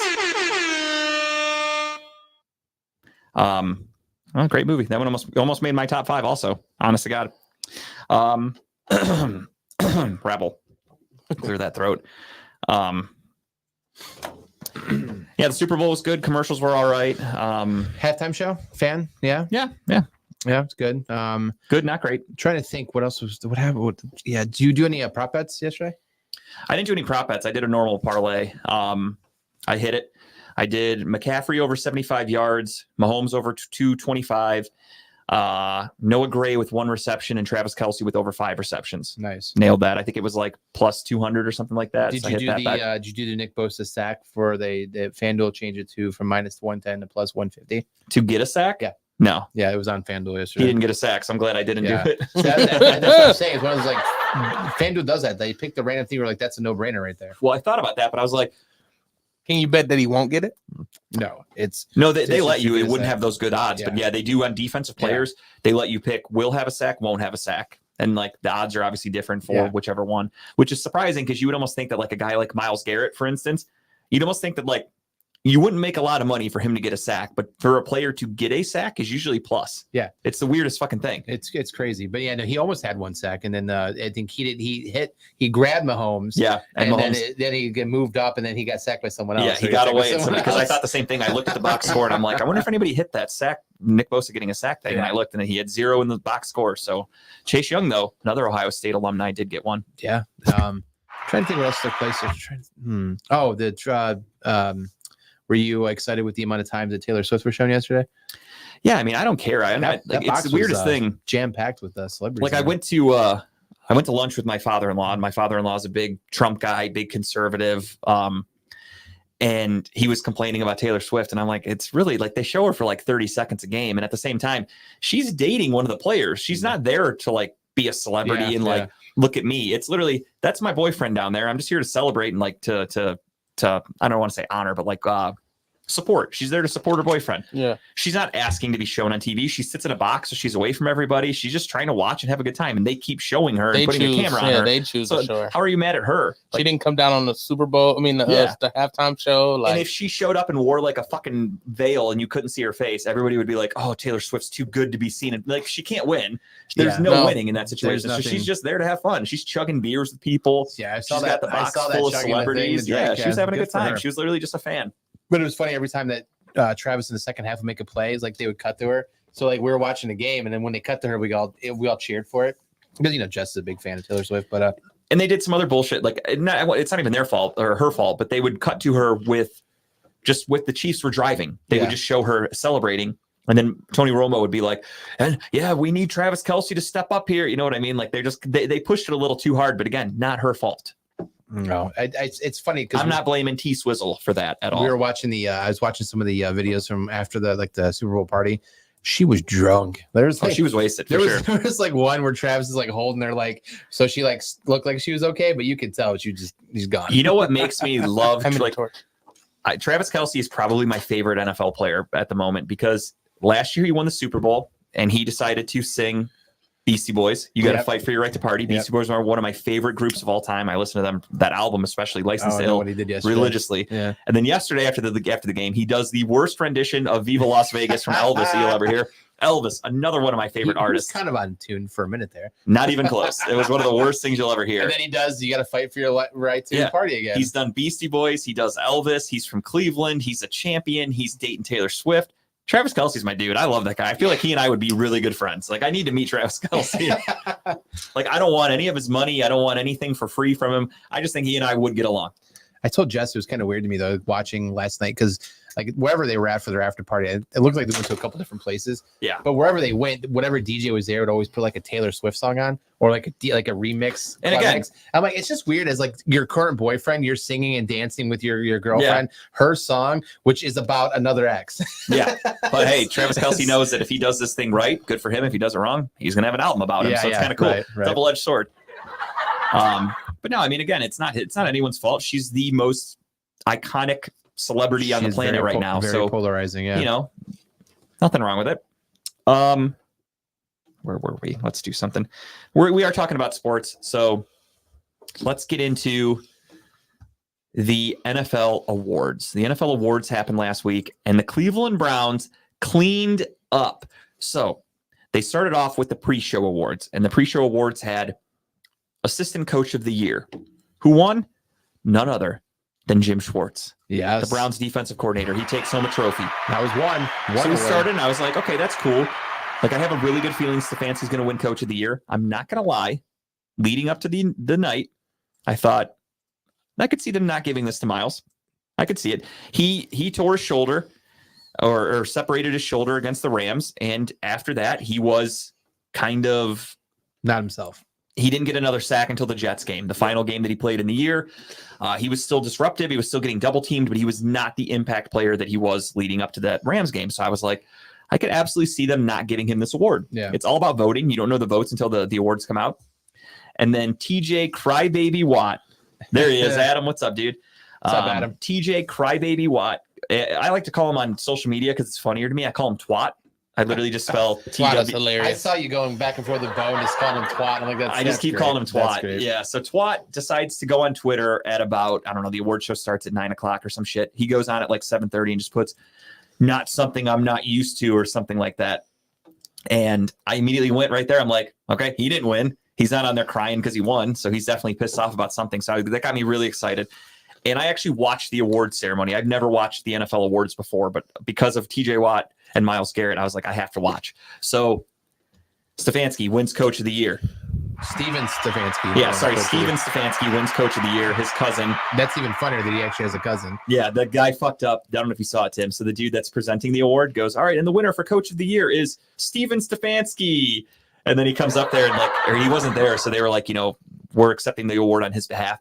And the next day he did like a bunch of interviews and he's like, yeah, I actually called my cousin. I have a cousin, Steven, that I called right away. And I said, hey, congratulations on your award. And during the, he was talking to Ken Carmen the next day. And he's like, yeah, he answered the phone. He's like, it was such hard work pays off. He goes, I've been working hard for this award. So that's kind of couldn't have gone to a better man. Yeah. So Kevin Stefanski wins Coach of the Year. Close vote though. You saw the vote total? Yeah, he only won because he had more second place votes. Yeah, it's weird, but hey, fuck it, he wins. And then comeback player of the year. Everybody and their brother would have thought DeMar Hamlin a lot. For sure, come back from the dead. Joe Flacco won, and I joked and I said, Joe Flacco died on the Jets. So he came back from the dead as well to come back and play for the Browns. So his career literally died when he was with the Jets. They released him. No other team wanted him. He literally came back from the dead to win and go to the playoffs for Cleveland. So he deserves it. And again, DeMar Hamlin barely played. What he did off the field, or what happened to him on the field, is horrible. Off the field, I hope he can fucking, be in a public speaker, do, national tours, speaking tours, things like that. Great motivational kind of thing. What would he speak about, you think? Dying? Resilience, coming back. I don't think he had a choice in that. He'll sing Chumbawamba. He got knocked down. He got up again. I don't think he had anything to do with coming back. That was not him. Yeah. What, you think it's a fake guy still? No, I'm saying it wasn't his conspiracy. doing. No, it wasn't his doing. It was the people who worked on him doing. Right. I mean, what happened to him was horrible. Yeah, it changed football. But again, he came back. Like, guys have gotten horrible injuries that, I'm not comparing it to dying because I know his heart stopped. That's way different. But guys have gotten horrific injuries where you think, like, this dude's never going to play again, and they make a comeback and play. I can't wait for Nick Chubb to win it next year. I hope. Comeback player of the year. Nick Chubb, back-to-back Browns winners right there. So it goes to Joe Flacco. He gets comeback player of the year. And then defensive player of the year is announced. Bump. What was it? Did you get the tallies on that? Did you see the voting tallies? I don't remember. Okay. I did not look at those because all I know is that Myles Garrett fucking won, and that's all I care about. I just get there. That is all I care about. And Steeler fans are fucking pissed. And I tried to explain to a few Steeler fans that, yes, the numbers weren't there. And then I looked at them and I said, you realize Lamar Jackson did not lead the league in touchdowns. He didn't lead the league in completion percentage. He didn't even lead the league in passing yards. Yet he won MVP because he was the best player on the best team in football. Myles Garrett did not lead the league in all those categories, but he was the best player on the best defense. So he won Defensive Player of the Year. It's pretty simple, pretty easy to understand. He also, and I tried to explain this to Steeler fans, had 120 plus less snaps than TJ Watt. That takes a huge toll on the numbers. If you would give Myles Garrett 120 more snaps, or if you took away 120 snaps from TJ Watt, the numbers would be so different. Shit, TJ Watt finished second? Did he? Yeah. That's fine. So it was Garrett edged out TJ Watt 165 to 140 in the voting. Garrett earned 23 first place votes and Watt earned 11.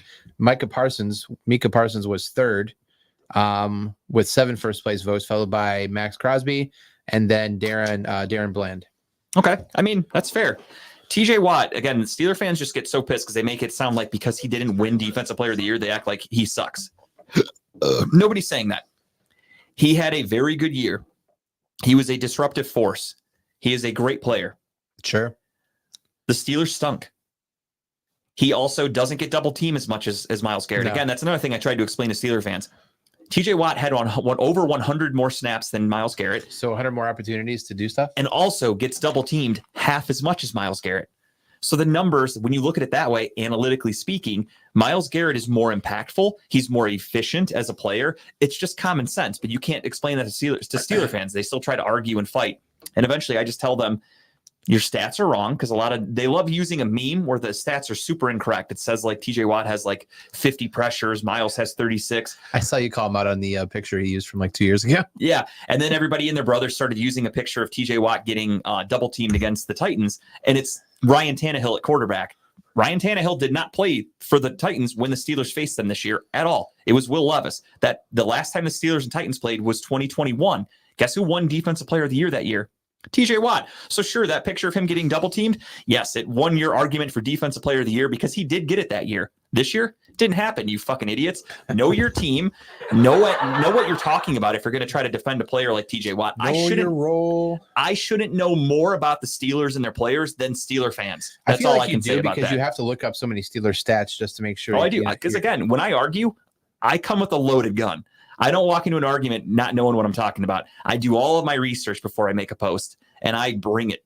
So Myles Garrett wins Defensive Player of the Year because he was the best defensive player in the NFL. Congratulations to him.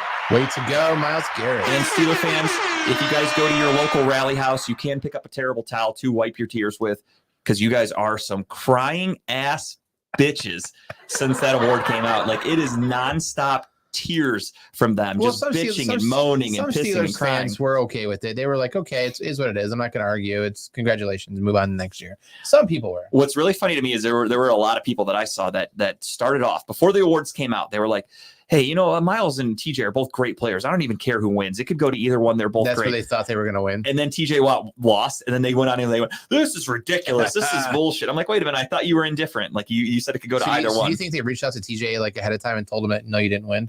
I think his agent, somebody probably caught wind because they had the votes in for like long before. Yeah. So I'm sure somebody leaked it and the word got around. So he went out right before the show started and bitched. And bitched and moaned and tweeted to ruin the night, which again, any other player would just be like, hey, congratulations, you know, to everybody that got nominated tonight. Like, or not say anything. Wait till it's over and just be like, congrats to Myles, hell of a player. I think it's just funny. I think it's just the extra layer of like the rivalry, right? Between the Browns and the Steelers. It's just pettiness and just TJ Watt's a little bitch. So did you see Njoku and Parsons on the Madden Cleveland thing? is Cleveland. Cleveland is Cleveland, and Njoku got like this. And Njoku's like, you say that, but you're in Dallas. You guys are supposed to win every year, and you're sitting right here with me.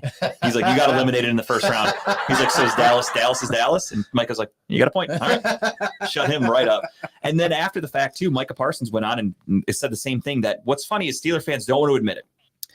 Myles Garrett in every major, like that award right there is like the official NFL award. In all the other ones, they had all the NFL players vote on the Defensive Player of the Year. Myles Garrett won in a landslide. They had the All-Pro. The NFL players picked that. Myles Garrett got picked to be an All-Pro, not TJ Watt. They picked him for all the other like smaller categories that voted or companies, whatever you want to call it, like the Pepsi Defensive Player of the Year, whatever. Yeah. Myles Garrett won everything. Everybody and their brother picked Myles Garrett as the best defensive player this year. And then when he wins the award, Steeler fans are like, didn't deserve it. This is bullshit. What's up? What do you say? But what? Ball size comparison? Oh, someone jumping on a...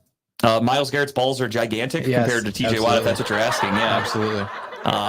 TJ Watt probably has a micro penis. He's a crybaby. He went on Twitter to bitch and moan because he lost an award that he didn't earn. And he plays on a defense with better talent, Cam Hayward and Highsmith on the end. Teams don't even worry about TJ Watt. That's why he gets double teamed half as much. It's just pretty simple. And then, they released Mitch Trubisky today. They're looking to sign mutual release. Yeah. Oh, shit. Dave went down to the Cavs game, met Mark Price. No shit. Shout out to Dave. Yeah, releasing Trubisky and looking to sign Tannehill is a sign of great times. I agree, Steve. They are in quarterback purgatory, and I love it. Couldn't happen to a nicer team. I'm wondering... I don't know. They have to make a trade for someone, I would assume, in the offseason. They have to go after a quarterback. Who, the Steelers? Yeah, they're not going to be able to draft one. So, I mean, they could. They'll have a pick in the 20s. I expect a guy like Michael Penix Jr. to be there. You're going to have your pick of some quarterbacks, but nobody great. I mean, Michael Penix is okay. If you think he's a game-changing quarterback, I don't. In the NFL, what I saw him do against Michigan made me realize that against, NFL caliber defenses, he really struggled. Not saying he can't turn it around in the NFL, but I think it definitely hurt his draft stock a little bit. Can I get the lighter, please? Oh, yeah, absolutely. I went out again. All the talking. All the twat talk. All the twat talk. While you light it, I'll do another category of mine real quick. So I got favorite documentary of the year. I love watching documentaries. Netflix was loaded with them this year. They actually had a lot of good ones. My top 4 for the award is Full Swing. It's the golf documentary where they follow all the people around for the year. Arnold, the documentary about Arnold Schwarzenegger. Sly, the one about Sylvester Stallone. I got to watch that still. And Get Gotti, the one about John Gotti, the mob boss. And my winner for the year is Get Gotti. Great documentary. The other 3 were great too. So, I mean, if you want to watch it, Sly and Arnold are really good. But I love the mob. I love mob shows. I love the mob history stuff. And this is really good. I didn't know much about John Gotti, right? You go back and you watch, like, this is, I mean, to me, it wasn't recent, but it's the most recent. Yeah, it was like early 90s. Any mob people going out there. So yeah, if you get a chance to watch it, watch it. It's a great show. It's crazy to think some of the places that were talked about in New York are still there, whatever. Yeah. And I believe mob activity still happens today, just as much as it probably did back then. Just a little more quiet though, I'm sure. I really enjoyed Get Gotti as well. The only thing for me though is I'm obsessed with the mob and narco stuff and drug trafficking, all that stuff. I love it. So for me, Get Gotti was good, but I also knew all of it. Like I've read books about John Gotti. I've seen movies. I know all about Sammy the Bull Gravano. Did you watch the one with John Travolta where he played Gotti? Yeah, wasn't good. Wasn't good. I haven't watched it. It's bad. It's a bad movie. But I mean, it's worth a watch. It's only like an hour and a half. Give it a shot, but it's not a good movie. But no, I knew everything about John Gotti. Again, I follow Sammy the Bull on Instagram. He's still alive. He did a podcast. He has a YouTube channel, doesn't he? Yeah, he does a podcast, all that stuff. So he's entertaining as fuck. He's not afraid to speak the truth, at least his truth, I should say. But yeah, no, the Get Gotti thing was really good. But again, it was nothing I didn't know. With that being said, I picked a favorite documentary and I had a tie. Okay. I couldn't pick between the 2. I didn't send in pictures for this one, Tim. So this is just me going off the cuff here.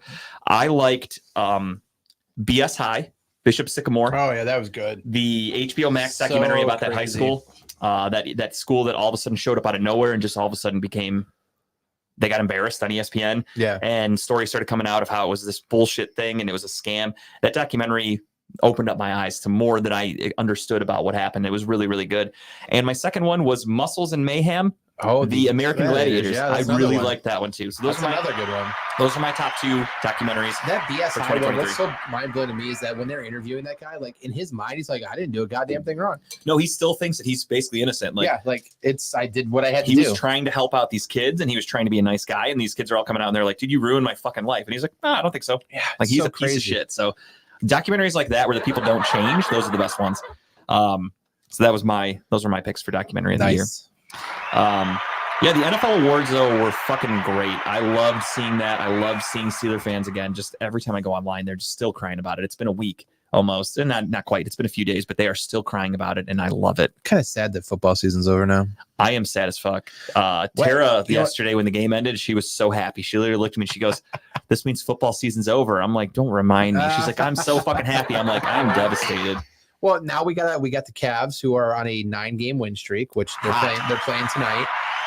It's crazy how that's not talked about much now on the radio, No, I mean, the Cavs are currently, they are statistically speaking, since like the mid-December, they are the hottest team in basketball.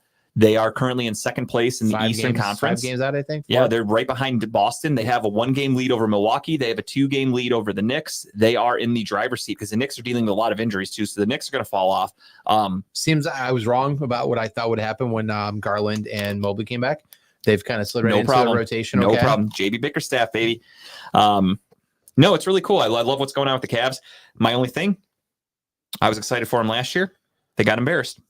Yeah, that's true. They had a great season, get to the playoffs. They won their first round in the playoffs, and then they go up against the buzzsaw of the New York Knicks, which at the time I wouldn't consider a buzzsaw, but they outplayed us. Yeah, they were just more. They were bigger. They were stronger. They literally played bully ball against the Cavs. The Cavs had no answer. The Cavs looked like a bunch of fucking babies.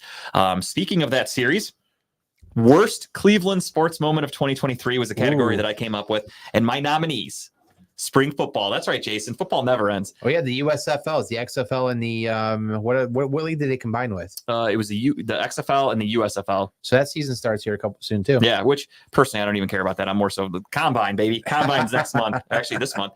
And then free agency is next month. The draft is in April. Football season doesn't end. But my nominees for worst moment in Cleveland sports for 2023. First one, Tito Francona retires from the Cleveland Guardians. Sad as fuck. Sad. Number 2, as I just mentioned, Cavs get embarrassed by the New York Knicks in 5 games. Yeah. Number 3, Jim Brown died. Pretty bad moment. Number 4, Chubb's injury against the Steelers week 2 Monday Night Football. And then number 5, releasing Kevin Love. I think that move was a devastating blow to the team last year. You think so? I think they could have used his shooting. I just didn't see a reason to get rid of him. Yeah. I think they were doing him the honor, though, because we weren't utilizing him. Right. And I think that's kind of JB's fault. Who would you rather have out there? Kevin Love or Dean Wade? You know what I mean? Give me Kevin Love. I'll take the guy Kevin Love any day. Give me the guy that's going to the Hall of Fame. And he kind of sided with Chetty Osman and Dean Wade. And I'm like, not the greatest decision. And then we go to the playoffs where we could have used that 6'10" guy that can get rebounds and can pass and can shoot might have helped. Yeah. I don't know. Call me crazy. Hated the Kevin Love release. However, my pick for worst Cleveland sports moment, though, will without a doubt be Nick Chubb's injury week 2. That felt like it ruined the season. It didn't. Took the wind out for that game. It really did. It took the wind out of that game for sure. It, to me, felt like the season ended with that play. And then I think more about it and I go, you know what? We played really well without him. It sucks that he wasn't there to be a part of it. But then I went back full circle and I go, I think having him against the Texans would have really changed that game. I think having a legitimate run game and running back would have opened things up a lot more for us. And maybe we wouldn't have gotten our asses kicked like we did. Yeah. Maybe. Again, I'm wishful thinking. And I also, even if we did get our asses kicked, I just wish Nick Chubb was out on that field for them when they made the playoffs this year. I love Nick Chubb. Do you think he comes back next year? Yes, but I think it's going to take some time. The more I'm hearing, the more info I'm getting. It sounds I haven't heard like any updates about his recovery. I've just basically heard they're saying pump the brakes if you think he's going to be ready for week 1. Yeah. Yeah, I think I've seen that too. Yeah, they're basically saying like it was a badass injury. It was not your normal ACL tear. It's on a knee that he's already damaged in the past. So this is one that they're basically saying like he's not going to be ready for football stuff until like the start of the season. He can start practicing again, like doing stuff. Won't get him back till mid-year. That's kind of my guess. And even then I'm nervous for him. Yeah. So at the Browns, I mean, are you okay with the Browns sticking with Jerome Ford? No, we need an upgrade. Yeah. I like Jerome Ford, but then I look at teams like yesterday. Look at McCaffrey. Look at Isaiah Pacheco. Like Ford's fine. Go get a small. And then, Jason said it best. Any run game would have helped. We had no run game against the Texans. He should quit. Who? Chubb? Ooh, interesting. Nick Chubb should quit. Dun dun dun. Is that who we're talking about? I don't know. Or no? Ford? I don't know. Jason, you got to elaborate. I don't know who you're talking about. Fun fact about Ford, though. So, right after the season ended, Jerome Ford has been streaming the shit ton out on Twitch. He's been playing mad video games. Yes, for Chubb. Chubb should quit. Chubb, yes. Damn. Wow. Hot take, Jason. I hope he doesn't. I love Nick Chubb. But no, Jerome Ford has been playing a lot of Call of Duty on Twitch. Don't like that. Yeah. A lot of Call of Duty. For a running back, doesn't matter. Kyler Murray, that's a bad thing. So do you think that the Browns should go smaller running back, like a smaller, speedier type running back? Could you reference Pacheco and... Yeah, because you have Jerome Ford, who's kind of built like Kareem Hunt and Nick Chubb, kind of. He's a stockier kind of back. So I would say, you need that speed guy. They tried to get that with Pierre Strong. Yeah. They really did. And that's my worry, too, with Chubb. I don't want him to come back and be like a half of the man. Yeah, a shell of himself. Not as good as he once was. Be injury prone because he's now working on a knee that's been operated on multiple times. So it's a tough situation. I think Chubb should just stay away from the benching of 900 pounds. Or maybe that's his big comeback because he shows you that he can do another 900-pound squat. And then you go, okay, that knee looks good. He walks out limping and then gets underneath the rack of 900 pounds, squats it 3 times and go runs 100 yards. When he walked out, I was at that Jets game. When he walked out and fucking wore the Batman mask and fucking smashed the guitar and with no crutches, but he was still obviously limping pretty badly. I was like, man, I was so fucking fired up. I love Nick Chubb. He charged that crowd up.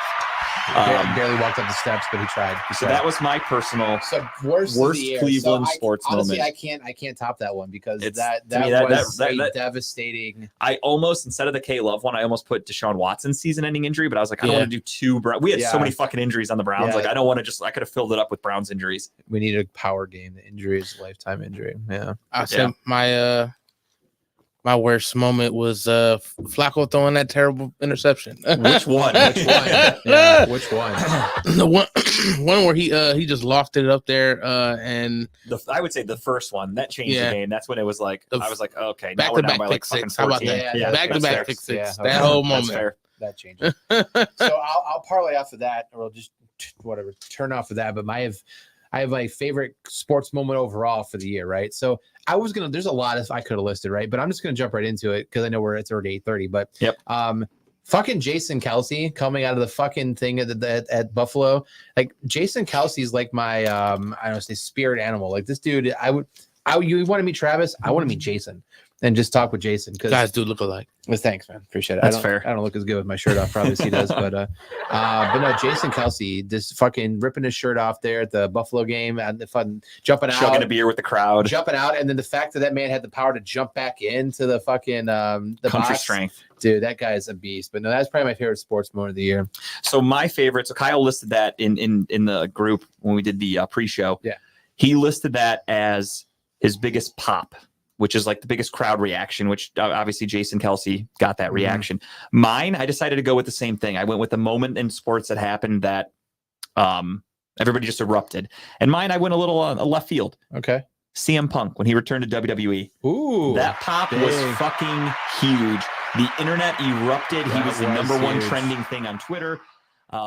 Nobody saw it coming. Some people thought it might happen, but there was nothing that leaked, and then it happened. That was hell freezing over right there. Yeah, I loved it. And then obviously it was short-lived. He got injured. He's old now, and he's not the same wrestler. But it was cool to have him come back for a little bit, and everybody was really excited for a good month. I will say that WWE right now in the last month and a half has been worth watching. Like just some of the storylines they're putting in, and a lot of we're missing Raw right now. Missing Raw right now, but okay. a lot of the storylines. Dedicated. A lot of the storylines they've been putting in, and now they have talk, right? I know it might not happen. Here's my 2 cents about WWE. Go for it. Now there's like some small rumors that does Triple H have one more in him? Does Triple H have one more chance to go out there, maybe just end on a high note in a match? You know, he's got a pacemaker, but they're trying to find some with Rock, and him and Rock going back and forth a little bit. I would love to see, even if it's a short match, like he comes out, takes a couple bumps, maybe he just knocks the Rock out or whatever. I don't know, something. I personally wouldn't care to see that. I wouldn't mind watching it one time. I love Stone Cold Steve Austin, right? Favorite wrestler of all time. Like watching him last year, where you could tell he could barely walk in the ring like that. I was like, I don't want to see that. I don't want to see my heroes fucking turn to human. You know what I mean? I don't want to see that. I don't know. That was kind of cool. Just that press conference they had when him and Triple H went like face to face. Sure. The shit talking, like and he's like when he walked away and Triple's like, yeah, you better walk away or something like that. I'm like, I mean, don't get me wrong. I was shit talking, and then there's promo on SmackDown. Can he do it? Where he said every little like Rock one liner, kind of like as a snap back to him. It was hilarious. I mean, again, it's just I know you got to put on a really good match. I don't want to see guys out there where you're like, oh, he looks old and rusty and bad. Like those are the ones where it's just uncomfortable. I don't like watching that. I'm invested in the storylines here. Like I'm invested to see what happens. That's what I'm for sure about. But I'm excited about it. But yeah, cool. I'll save my favorite Cleveland sports moment for the end. That's my final category. But with that being said, I have one more category to knock out, and I have. Let me cross off the ones that I did for Kyle though, just so I don't get them confused. I got a couple more, but I'll just do two more. I'll do one after yours, and I'll do one more. I'm going to do my favorite album of 2023. Ooh. Favorite album, and my nominees are. This one came out on literally January 1st, 2023, dropped surprisingly. This band is one of my favorite bands of all time. They were away for almost 10 years, and then they just randomly dropped an album without telling anybody, and it was awesome. Creed. Creed, Can You Take Me Higher? No, surprisingly, the word higher is in it, but it is Fireworks, the band, and the album was called Higher Lonely Power. Second nominee is Blink-182, One More Time. Third is Oliver Tree, Alone in a Crowd. Fourth, Movements, Ruckus. And fifth, Broadside with Hotel Blue. And the winner, surprisingly, is not Blink-182. I love their album. I love it. I love that Tom got back together. But overall, Fireworks, Higher Lonely Power was my favorite album of 2023. I listened to that album more than anything. One of my favorite bands. They're a small-time punk band, punk rock, whatever you want to call them, pop punk. They're from Michigan, so one of their main... I hope that's the right picture. It is. You're right. One of their main... Actually, that's just Justin's backyard. Right. I wish I had that much foliage. But one of their main touring spots has always been Cleveland because it's only a few hours away. They're from Detroit, so I love the band Fireworks. Been listening to them for the last 15 years, so huge fan. Again, they put out an album in 2014 and they went on a hiatus and they were gone for 10 years. And then they surprised everybody with an album randomly.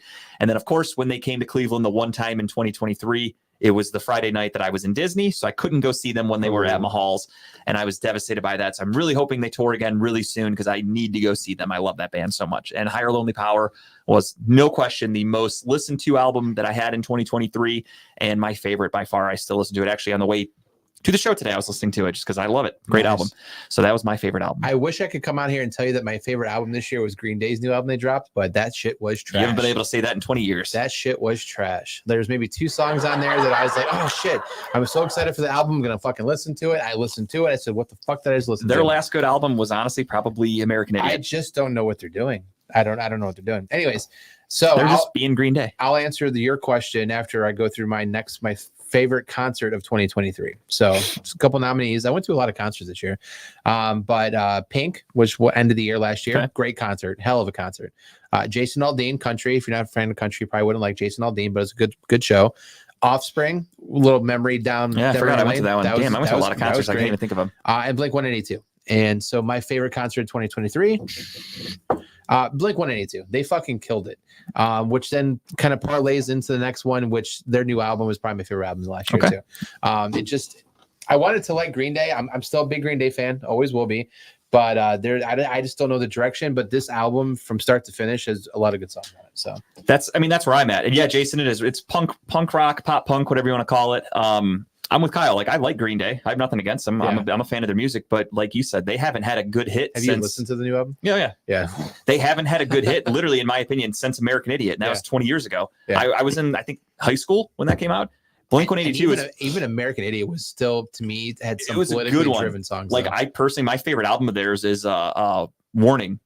Oh, one of the early ones. Yeah, from like early 2000s maybe. But that was personally, that's my favorite Green Day album.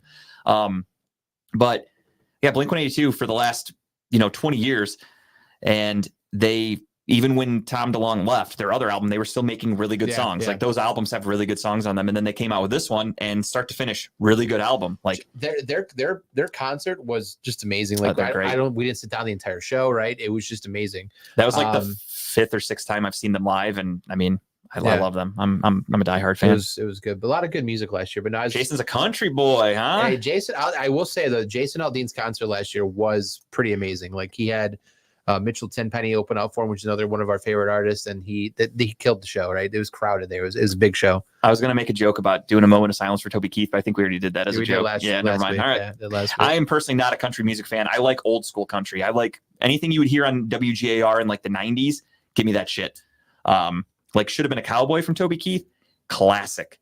That's a great one. Then he got a little political and started doing shit about, beer for my horses and this and that. And I was like, all right, I'm out. I told you 9/11 was his best thing. And no, it helped his career. And then like current country, I think is pure garbage personally. Not for me. But again, old school country. I like George Strait. I like old school Garth Brooks. I like Brooks and Dunn, Alabama, some good old Garth Brooks old is my favorite concert of all time I've ever been to. When we saw him in Pittsburgh, probably like 6 years ago. Fucking that dude puts on a hell of a show from start to finish. That show was amazing. So one of my favorite country artists, Clay Walker, underrated. Clay Walker, love Clay Walker. Okay. That's old school country. I like that shit. Back from the 90s, that's when I listened to it. The bass line of country music be dropping hard. You do, yeah, for sure. Good country. The current shit, they're all just like, oh, I have a pickup truck and a beer, and the girl left me. They're all. It's every song's the fucking same. Wheeler Walker. It's because it's that easy to be country. You can literally pretend. I do like the Jelly Roll story though. I know he's going country, but I do. Didn't he used to be a rapper though? He did. Now he's country. Yeah. I don't know. These guys that like switch genres all the time. Machine Gun Kelly, Post Malone, this Jelly Roll guy. Hey, Post Malone looks pretty good in those little cowboy boots. Yeah, I mean, he's a pretty good singer too. I like the fact that he plays Magic. Yeah, he's a nerd. He's like a whole nerd. Yeah. Full nerd. He's an interesting dude that I can't really get a read on. Like, he seems like he's so fucking nice, but then like I'm waiting for like something to come out of him. Like, there's got to be some other. There's got to be some other side. He's been on Kill Tony. A lot of skeletons in his closet. Yeah, he seems like he's like a fucking cool ass dude. He's got like kids in the basement somewhere. Possibly. Like, he smokes like 2 packs of cigarettes a day, maybe more. He fucking drinks beer like a normal dude. He's all just over. Seems down to earth. But then there's all also over like, the place. What's wrong with him? He's over the place. Started as like a rapper, then he started doing pop music. Now he's trying to do country. So yeah, he is all over the fucking board. But hey, kudos to him. Whatever makes your career go. So yeah, I'm with Kyle. Blink-182 is my favorite concert of the year. I went to a handful of concerts myself, but Blink-182, obviously, so many concerts. We got a lot of concerts lined up this year too. We got Creed tickets. I'm looking forward to that. The first show or the second show? In November. How's I that? think it's sold out, so they're doing like back to back or something like that. How do they yeah. still sell that? Well, so Because they've been gone for so Creed's long. like a parody band. No, I'm talking about the Malart. Oh no! Oh, you still taste it? Nice. I just finished it. Oh, I would have just Oh, dumped you it out. finish it? Oh, I just chugged that shit. I would have just dumped it and told Kyle I finished it. So Creed's with Three Doors My Down. man raised no and hoe. I forget what other band they're with. I respect that. But it's just nostalgia, right? Just go in there and listen to. I mean, Yeah, I put on their best hits like on Spotify. Put like this is Creed. dude, They have some for sure. Their music still hits pretty hard. I'm not even trying to be funny. I literally used to when I was a little kid, I took their CD out at the library and I listened to it. It was fucking great. They have some good songs. Speaking of Creed, they were one of the better commercials yesterday when they were in it for like 2 seconds. That Paramount Plus commercial. Have you seen the full commercial? For Yeah, that? that's what I saw. It unfortunately, it leaked like a week ago. Where they're like, I can go high or something like that. Tua Tagovailova's sitting there and they're like, all right, we need to throw something to create an avalanche. And they're like, do we have anything? If only we had a football. And then Patrick Stewart looks down and goes, what about a football shaped head? And Tua's like, I'm not throwing the kid. And then Patrick Stewart throws Hey Arnold at the fucking mountain. And as he throws him, Creed just jumps out of nowhere and they start playing Can You Take Me Higher? And then That's pretty funny. Arnold smacks into the wall. And then what did he say? He's like, if only we had some pig skin. They look over and there's Peppa Pig sitting there like, what the fuck? That's it was a really good commercial. The longer version's worth it because it drags out the Can You Take Me Higher part. Yeah, when it cut off abruptly yesterday, I was like, oh, that kind of sucks. I was like, this is a great commercial. Watch this, guys. And it's short. I'm like, okay, not as exciting, but still good. Drew Barrymore's like, oh, and there's Creed. Of course, he's like, Creed. Shut up, Drew Barrymore. And the dude from Rescue the 911, Reno 911. Dangle. That show's so fucking funny. No, that was one of the better commercials too. I got one more category I can do, and then you can do yours if you want to end it. Absolutely. So I got a couple too. Favorite podcast of the year. A couple. I've been listening to a lot of podcasts. Conan. Nominees are Conan's podcast, where he brings on people and talks like. Hey, what is it called? Conan Needs a Friend or something like that. Yeah. The Joe Rogan Experience, just because that dude is all over the fucking place. It's a little too much for me. I don't need 7 hours of Joe Rogan a week. And Smartless, which is I'm forgetting the names of the people who are on it right now, but I was just listening to the episode. That's the one with Jason Sudeikis and all them. Yeah, the friends. Will Forte. And my favorite one for the year right now is Smartless because like they interview so well. I haven't listened to that yet. They interview so well with the guests that come on, and their interaction between like Will Arnett and all them, like they always pick on what's his face. Yeah, Sean Hayes. Okay, Jason Bateman. So Jason Bateman and Will Arnett always pick on Sean Hayes, which is hilarious because they're all friends anyways in real life. But some of the stories they tell about how like Sean is like basically the butt of all jokes when it comes to. But it's just hilarious. But they interview so well with certain people when they come on, so it's worth. I've been meaning to check that out. I just forget. And no, Jason, you're right, dude. The commercial sucked. Like I make it a point during the Super Bowl to try to like not leave the TV. I want to watch the game, obviously, and then I want to see the commercials. And there were a lot of times where a commercial break ended and I'm like, fuck, I could have totally went upstairs and grabbed something. Like I wouldn't have missed shit. The commercial sucked. Yeah. My favorite podcast from 2023, it's actually one that I started listening to in 2023, but it's been out for years. The guys, I made it one of my just the tips before. This is important from the dudes from Workaholics. I think it is the funniest podcast out there. I listen to it religiously. No bullshit. I admitted this, even though it's kind of embarrassing. They started the podcast like pre-COVID and they've got, almost 200 episodes and I binged through every single episode and I am currently all caught up with every episode they've done. That's how good that podcast is. I listen to it on like just entirely through. I think they're funny as fuck. Workaholics is one of my favorite shows of all time. And those guys together are hilarious. I didn't. I wanted to. It was way too expensive. At the end of the day, it almost was like $75 a ticket to just sit there and watch them record a podcast. I was like, I'm not spending that. But if you get a chance to check out their podcast, it's fucking hysterical. I'm a huge fan. Bud Bowl. Yeah, I would love that. They need to do something, dude. What's going to happen is in like a year or so, there's going to be a company that makes a very controversial commercial. Like yesterday, I don't know if you saw this news. There was the commercial with Jennifer Aniston for like Uber Eats or whatever the fuck. She forgot a memory. And there was an original version that leaked where somebody made a comment and said, oh, wait, there's peanuts and peanut butter or something like that because they were making fun of peanut allergies. Yeah. People got offended with peanut allergies, so they cut that part out of the commercial. Oh my god! That's how fucking pussified we are as a nation. I did see the original commercial. I remember that because I remember they cut it out. The guy said something like, "Oh, there's peanuts and peanut butter," and then someone's like, "Yeah, that's literally the whole ingredient." And they were making fun of like, quote unquote, making fun of peanut allergy people. So people got offended, and they had to cut that line out. We have a very ridiculous nation. That's why, like Tim said, the closer from Dave Chappelle was such an impactful special because he said, fuck you. You want to try to cancel everybody and be a bunch of pussies? I'm just going to say what everybody's too afraid to say. And Dave Chappelle did that. Groundbreaking. What are some of your awards for the year there? Can we say a couple? Yeah, so kind of a podcast, but more of a morning show. It was definitely my one of my favorite moments of the year. And that was being a part of the Michael Carter show. Hell yeah. Multiple time guests. Somewhat of a resident. They will allow me to come back if I was like, I think if I was to reach out, say, hey, can I get on the show? Oh yeah, I'm Pretty sure they would allow me. Obviously, I can't say that because I don't know. Yeah. But if I said, hey, if you need a spot, call me. Pretty sure I'll get a call. And I enjoyed my time, on the Michael Collier show all 3 times. And I'm looking forward to March 15th through the 17th where I open up for him. Yeah. Funny Bone. 15th. It's my birthday, March 15th. Hey. I'm going to be fucking probably locked in the house that night, though. With a newborn. Yeah, no, Jason, we do need some toxic masculinity. What we need, though, is the proper person to be the toxic masculinity. Because right now it's like fucking Dan Bilzerian and Andrew Tate are the quote unquote toxic masculinity in the world. And those guys suck. They should not be the faces. Crimes. They commit a lot of crimes. They should not be the faces of toxic masculinity. We need somebody good to do it. And that might change some things. Do you have another one? Just another one of my favorite moments on stage, which was hilarities. Doing the 51st jokes. Oh yeah. Fuck yeah. I mean, technically that's this year, but you did it last year too, though. I did do it last year. Counts. And that was definitely one of my favorite times last year. Favorite times on stage. I feel like that was when like the Cleveland scene really started to see me. Not the East Side, I should say, kind of always seen me, but when I went on that stage and really just relaxed, you broadened your horizons a little bit. Yeah, people started seeing me, they started booking me, and then this year, I feel like it got even a bigger response because even one of the guys that, I'll say the guy who he kind of gave me a little bit of shade. He was like, "Yeah, you're just a local comedian." I remember you told us about that. Yeah. And when I did that on Hilarity stage, he's like, dude, I will hug you right now, but you're naked. I think that's the best time to hug Tim personally. It was just dope. Dope time to, dope to be a part of something so amazing. Shout out to 51st Joke. Shout out to John Bruton. Fuck yeah. Yeah, dude. Everyone is scared of their woman. I'm not. I give my wife too much shit. You do. I'm actually quite shocked at how much shit you give her.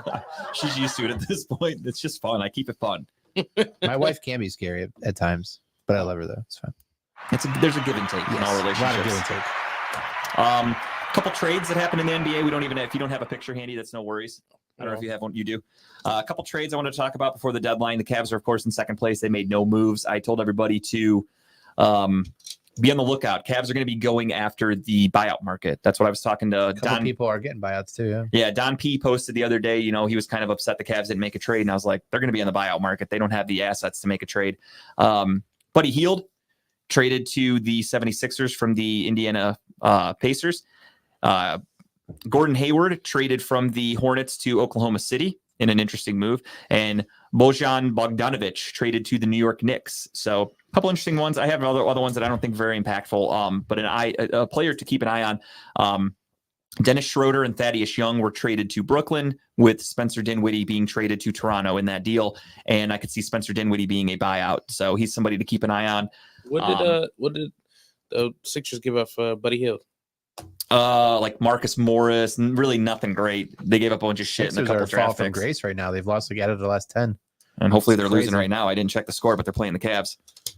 But no, without Embiid, they're not a very good team. He is the heart and soul of that team, and even then, he can only take them so far. So without him, they are struggling. Cavs are losing by 1. Okay, that's all right. It's the third quarter, going into the fourth. Cavs are keeping it close. Hopefully the Cavs turn around. Hopefully it's there. We go. Cavs just took the lead. Jared Allen, thank you. It's weird not doing picks this week, huh? It's very weird. Tim won because as we did it last week, we all took the Chiefs, and I said I wasn't going to pick the Niners because you picked the Chiefs. I was going with my gut, and I conceded. But yeah, no, it sucks. We got to figure something out. We got to do something. Oh, you still haven't did. Dude, we all have so many punishments backed up. Luckily, with all this time off that I'm going to have, because I'm taking 2 weeks off work, I'm not doing the show for a month. Maybe I can get some shit lined up and we can figure some punishments out. I'm down. I got a lot. We still have to come up with ideas for even some of the punishments. Thanks, Jason. We didn't even come up with an idea for the punishment for this year's picks yet. We so didn't, we've got a lot going on. We'll get it all caught up though. We're not in a rush. You guys know we're not going anywhere. I feel like I always get the punishments out of the way quickly. Because they're easier ones. Like I'm trying to be more. Malort might have been a punishment. Honestly, it feels like I got punished. I'm gonna punish a toilet later. My final tabby for the 2024, 23, however you want to look at it, tabbies, are my favorite Cleveland moment. And the nominees. The Browns clinching the playoffs. That was one of my favorite moments, because not only did the Browns clinch playoff spot, I was at the game. It was fucking electric. It was so awesome to see that happen. My second favorite moment, another game that I was at, kind of, the Donovan Mitchell scoring 71 points happened on like the 2nd of January last year. I think I admitted this story to everybody. It's embarrassing, but whatever. I had tickets to the game. I was there. Cavs were getting blown out. Me and my brother-in-law said, fuck it, you want to go to the casino? Because the casino had been open now for 2 days. Yeah. And we were like, yeah, let's go watch it at the casino. Monday Night Football, it was the DeMar Hamlin night before it happened. We were like, let's go to the casino. We'll watch the Bills and Bengals. We'll watch the rest of the Cavs ass whooping. And we go to the casino. And Donovan Mitchell scores 71 points. The Cavs go to overtime and win the game. And we were watching the second half from the casino. But I was there for the first half, so it counts. So I was at the Donovan Mitchell 71-point game. You got the ticket. I have the ticket. I was there. I have pictures from my seat. I was there. My third favorite moment is, of course, Myles Garrett winning Defensive Player of the Year. How could you not love that? My fourth favorite moment, J-Ram, Jose Ramirez knocking out Tim Anderson. Down goes Anderson. Down goes Anderson. What a historical moment. Watching that. And my fifth favorite moment, a little heartfelt one here. Jim Donovan, voice of the Cleveland Browns, beat cancer. And when he was back there, I remember after the Browns clinched that playoff game, he was up there with Nathan Zagura, and we stopped, and there was like hardly anyone left in the stadium. We were like the last ones to leave. We looked up and we waved. He pointed at us and waved back to us. It was really cool. Right. Wow, that's and right. He had just come back a few weeks later or before from his cancer scare. But with that being said, there can only be one winner. And my winner for my favorite Cleveland sports moment of the year, even though it technically happened in 2024, it counts because of the 2023 season. Myles Garrett winning Defensive Player of the Year, because Steeler fans are never going to stop crying about this. So congratulations to Myles Garrett. This helps one step closer to being a Hall of Fame player. This is one step closer to hopefully turning the team around into where we're going to be, a Super Bowl competitive team. And either way, Steeler fans are never going to not bitch about this. And I fucking love that we get to hold it over their head, because no matter how much they bitch, no matter what stats they pull out of their ass, no matter what they try to say, you cannot take that award away from Myles Garrett for TJ Watt as much as they want to try. So shout out to Myles Garrett. Much deserved, well earned. Couldn't have gone to a better player, because not only is he a better player, he is the best. And that's why you get that fucking trophy. So thank you, Myles Garrett. I didn't realize this picture was for this. Yeah, that's all right. I saved it because I plan on just showing it every time a Steelers fan starts to bitch, just sending it to him. Just being like, what would you say about Myles Garrett? Click, here's a picture of him holding his trophy that you can't take away. I'm petty like that. What a year. Great year. We've been doing this, what? How many weeks in the NFL season? 18, 21, 20. We've been doing this like it's the 30th week, I think, of doing the show back to back to back to back. That's about right. Yeah, we took the 1 week off because Kyle was out of town and my buddy passed, so I wasn't feeling it. But other than that, we did every week. And that's the commitment from us here. There's some shows we don't fuck around. That don't do that, by the way. Just there are some shows at Redline that I sometimes go, are they still on? I don't even know, because they're not regulars. Speaking of who's still on, I don't even. They took the schedule is completely gone. So I'm guessing we're the only show left at Redline, us and Timbuk Tuesdays. And Lex, that's it. Dub. And that's it. Jin. Okay. Apparently not. We have nobody. But yeah, no, been a great run. And again, I'm having my baby on Friday. Yeah. Hopefully Friday. We have the induction that's what date. I was supposed to do. My favorite fuck moment was when you got her pregnant. That's your favorite fuck moment? Because they fucked to mine too. Moment. Yeah. Yeah, so we have the induction scheduled for 8 a.m. They're gonna give her the medicine that's supposed to start inducing the labor, and it's just up to little Teddy to come on out. And it could be quick, it could take days. You never know. What are you taking to the hospital with you to keep you occupied? I have chargers. I have books. Tara's bringing her iPad. I'm gonna have my phone. That's pretty much it. I don't need a ton. There's gonna be. I mean, there's a TV in the room. I'll just chill, read a book, and just wait. It is what it is. I have my suitcase already packed with clothes and stuff because we're gonna be there for at least the whole weekend. So, yeah, we'll leave Friday morning at about 7 a.m. Head to Rainbow Babies Hospital. And they're going to start the process at 8 o'clock. And we go from there. I really hope, again, knock on wood, I'm really hoping she comes out on the 16th because I want a 216 baby. But if she comes out on the 17th, as Tara said, bring lots of snacks. I've got a ton of snacks. We went to Costco. We hit it hard over the weekend. So I've got snacks galore. 217, though, Michael Jordan's birthday. Didn't know that. So fun fact. So either way, it could be great. But I want 216. I think that's really cool. I love Cleveland. I'm a Cleveland boy through and through. So I think a 216 baby is kind of fitting for me. Absolutely. But yeah, it's up to her. It's whenever she wants to come out. So we're going on Friday, my first baby. And then we're going to take about a month off of the show and hopefully be back right around mid-March. I want to be back right for NFL free agency. And we'll be back to doing the show. Probably sticking with our old schedule of doing bi-weekly until the football season starts, but I think that's fair. Yeah, I think so, yeah. I think that works. But we're going to do that. Semi-vacation, semi-break. Yeah, and I'm going to need the nights to take care of a baby. So yeah, my life is officially going to be, I'm a homebody now. That's it. He didn't want to say over, guys. No, it's not over.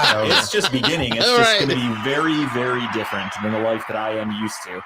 But it is what it is. That's what happens. I'm 34, almost 35. So life goes on. That's what happens. You graduate into these next roles. But with that being said, it is time for everyone's favorite segment. That is, of course, just the tip.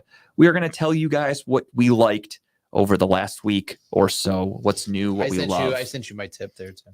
Yes, you did. Yeah, buddy. And as always, we're going to start off with my man, Timbuktu.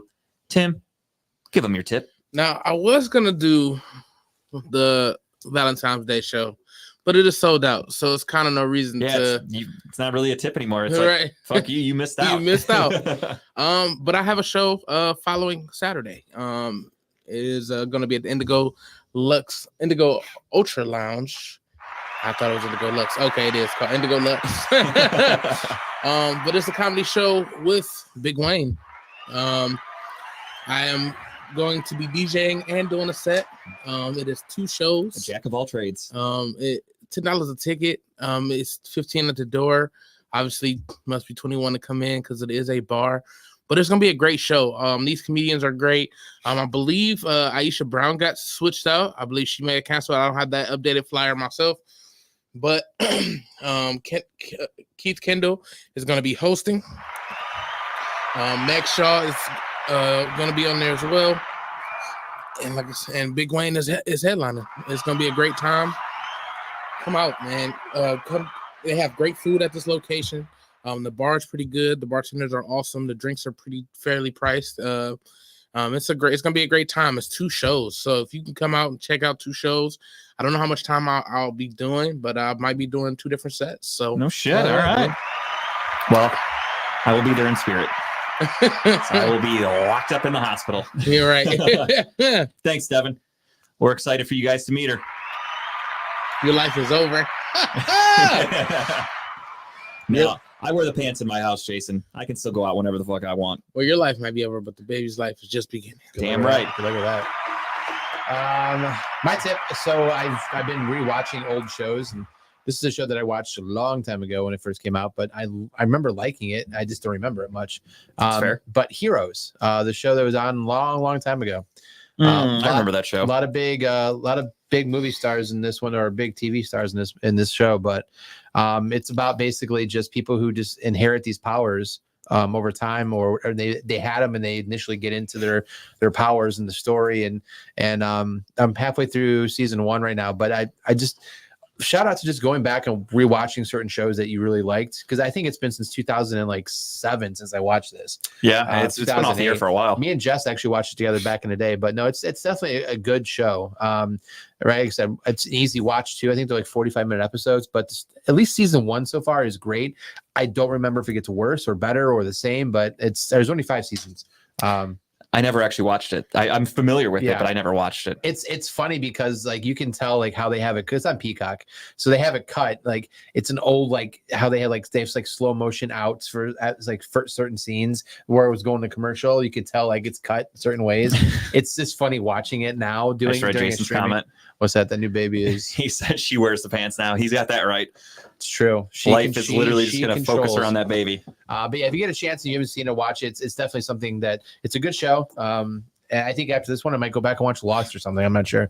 Just kind of go back through it. But yeah, it's a good show. I think I'm going to go back and rewatch. And there's only 3 seasons and they're half-hour episodes. So it'll be quick. But I want to rewatch Dave, as we talked about last week. Yeah. Lil Dicky. Oh, yeah. Just listening to his album, it just made me want to go back and rewatch the show. So I think I'm going to start that over. While, again, I'm off work for 2 weeks. I'm going to be bored as shit. Just literally feed the baby every couple hours. She's going to be sleeping 90% of the time. So it's like I'm just going to be watching a lot of TV. So I think Dave's going to be one of the shows I try to watch during that little staycation. Do you think you're going to take the blunt force of the time with the baby? What do you mean? At Just least, giving I would assume. Tara give her a break? So yes and no. It's tough. Like with not to get like deep into it. It's just how it is with newborns. They need to feed every 2 hours. You're supposed to feed them every 2 hours. So that's just how life's going to be for the first like week or couple weeks or whatever.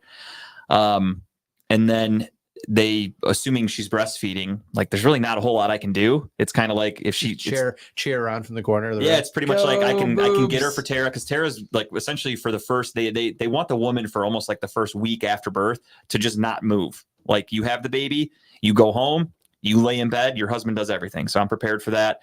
If it's the 2 hour mark, I'll get the baby, hand her to Tara, like just try to team it up.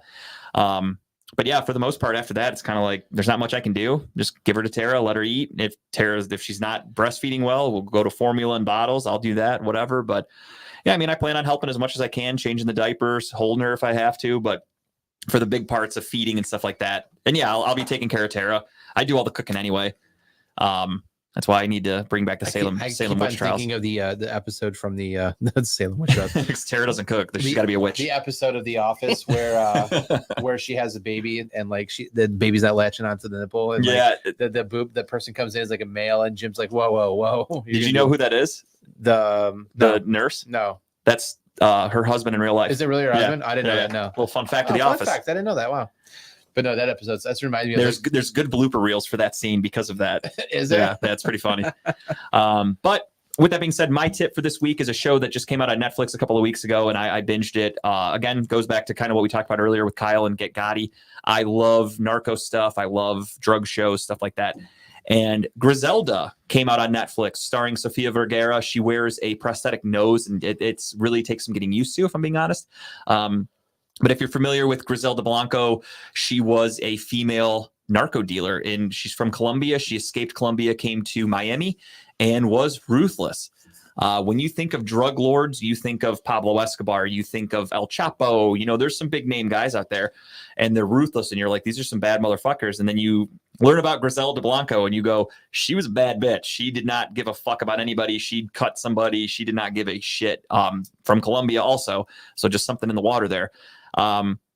Good show. I'm recommending it because it's really entertaining if you're not familiar with her. However, I wish they would have added a little bit more. I feel like there wasn't a ton of violence in it.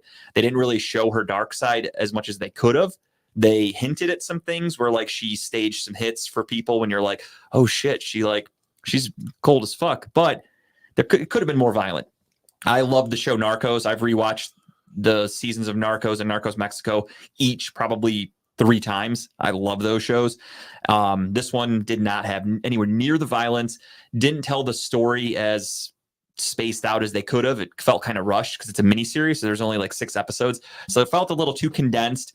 But overall, if you're interested in this kind of stuff, it was a good watch. I think Sofia Vergara did a really good job. She played a great Griselda, and definitely worth a watch if you got the time. So she's not the dumb wife that she is in she is not for Modern Family. No, she is she's a bad bitch in this show, and it was a good show though. She did a good job. Look at that. She divorced her husband and goes off and does badass things. Yeah. Good for her. And has to wear a prosthetic nose because she's too good looking to play an ugly ass Griselda. Because if you look up the real Griselda, she looks like an old Colombian grandma in real life. Real quick, so did you see who is going to have a 2-hour episode special on her side of the story? the old lady who killed Selena back in the day. Oh, I did see What? that. I did see that. Yeah. So they're giving her like a 2-hour, like, and I get, and first off, I didn't know, I obviously knew that Selena got killed or whatever, right? But I didn't realize the amount of uproar this would cause to certain people, like not wanting to hear that side of the story. Like they're waiting for her to, like, I'm surprised she wasn't off in prison yet. But yeah, so they're giving her a 2-hour special to like tell her, quote unquote, her side of the story. So I can't wait to see the reactions out of that. But yeah. Cavs might get upset tonight. It's not looking great. No. They find themselves down. I mean, it's still early, but they find themselves down 4 points with a little under 6 minutes to go. Oof. Don't love that. Oof. Don't love that at all. But they're at home, and Donovan Mitchell we trust. All right, everybody. We have reached that time. It is officially time for us to bid you all adieu for the time being. We'll see you guys in about a month. Thank you for watching up to this point. Thank you for sticking with us. We appreciate everybody in the comments. We love doing this show. We love chatting with everybody. We're going to come back bigger and better. And I'm not just saying that as some people that have left Redline and claim that they're going to get bigger and better, and they don't. We will be more than likely at the I'm pointing and you can't see it. I'm pointing that way. The news desk. We're going to be back at the desk more than likely. Hopefully everything works out. We talked with Tim and Dave about that. We're hoping it's going to be up and running when we come back. We'll be back with the full green screen, the news desk, the setup you guys are all used to with us. We're excited. So we're going to do that. But for the time being, we're going to take a little bit of a break. So thank you guys all for tuning in with us. Thank you for watching. We've loved every minute of this. Congratulations again, Justin. Hope everything goes smooth on Thank Friday. you guys very much, man. I'm excited. 216, baby. 216, baby. Let's go. But yeah, that's it. Anything else, guys? No. We will miss all of you for the next month or so. I won't. Cleveland. That was for you. See ya.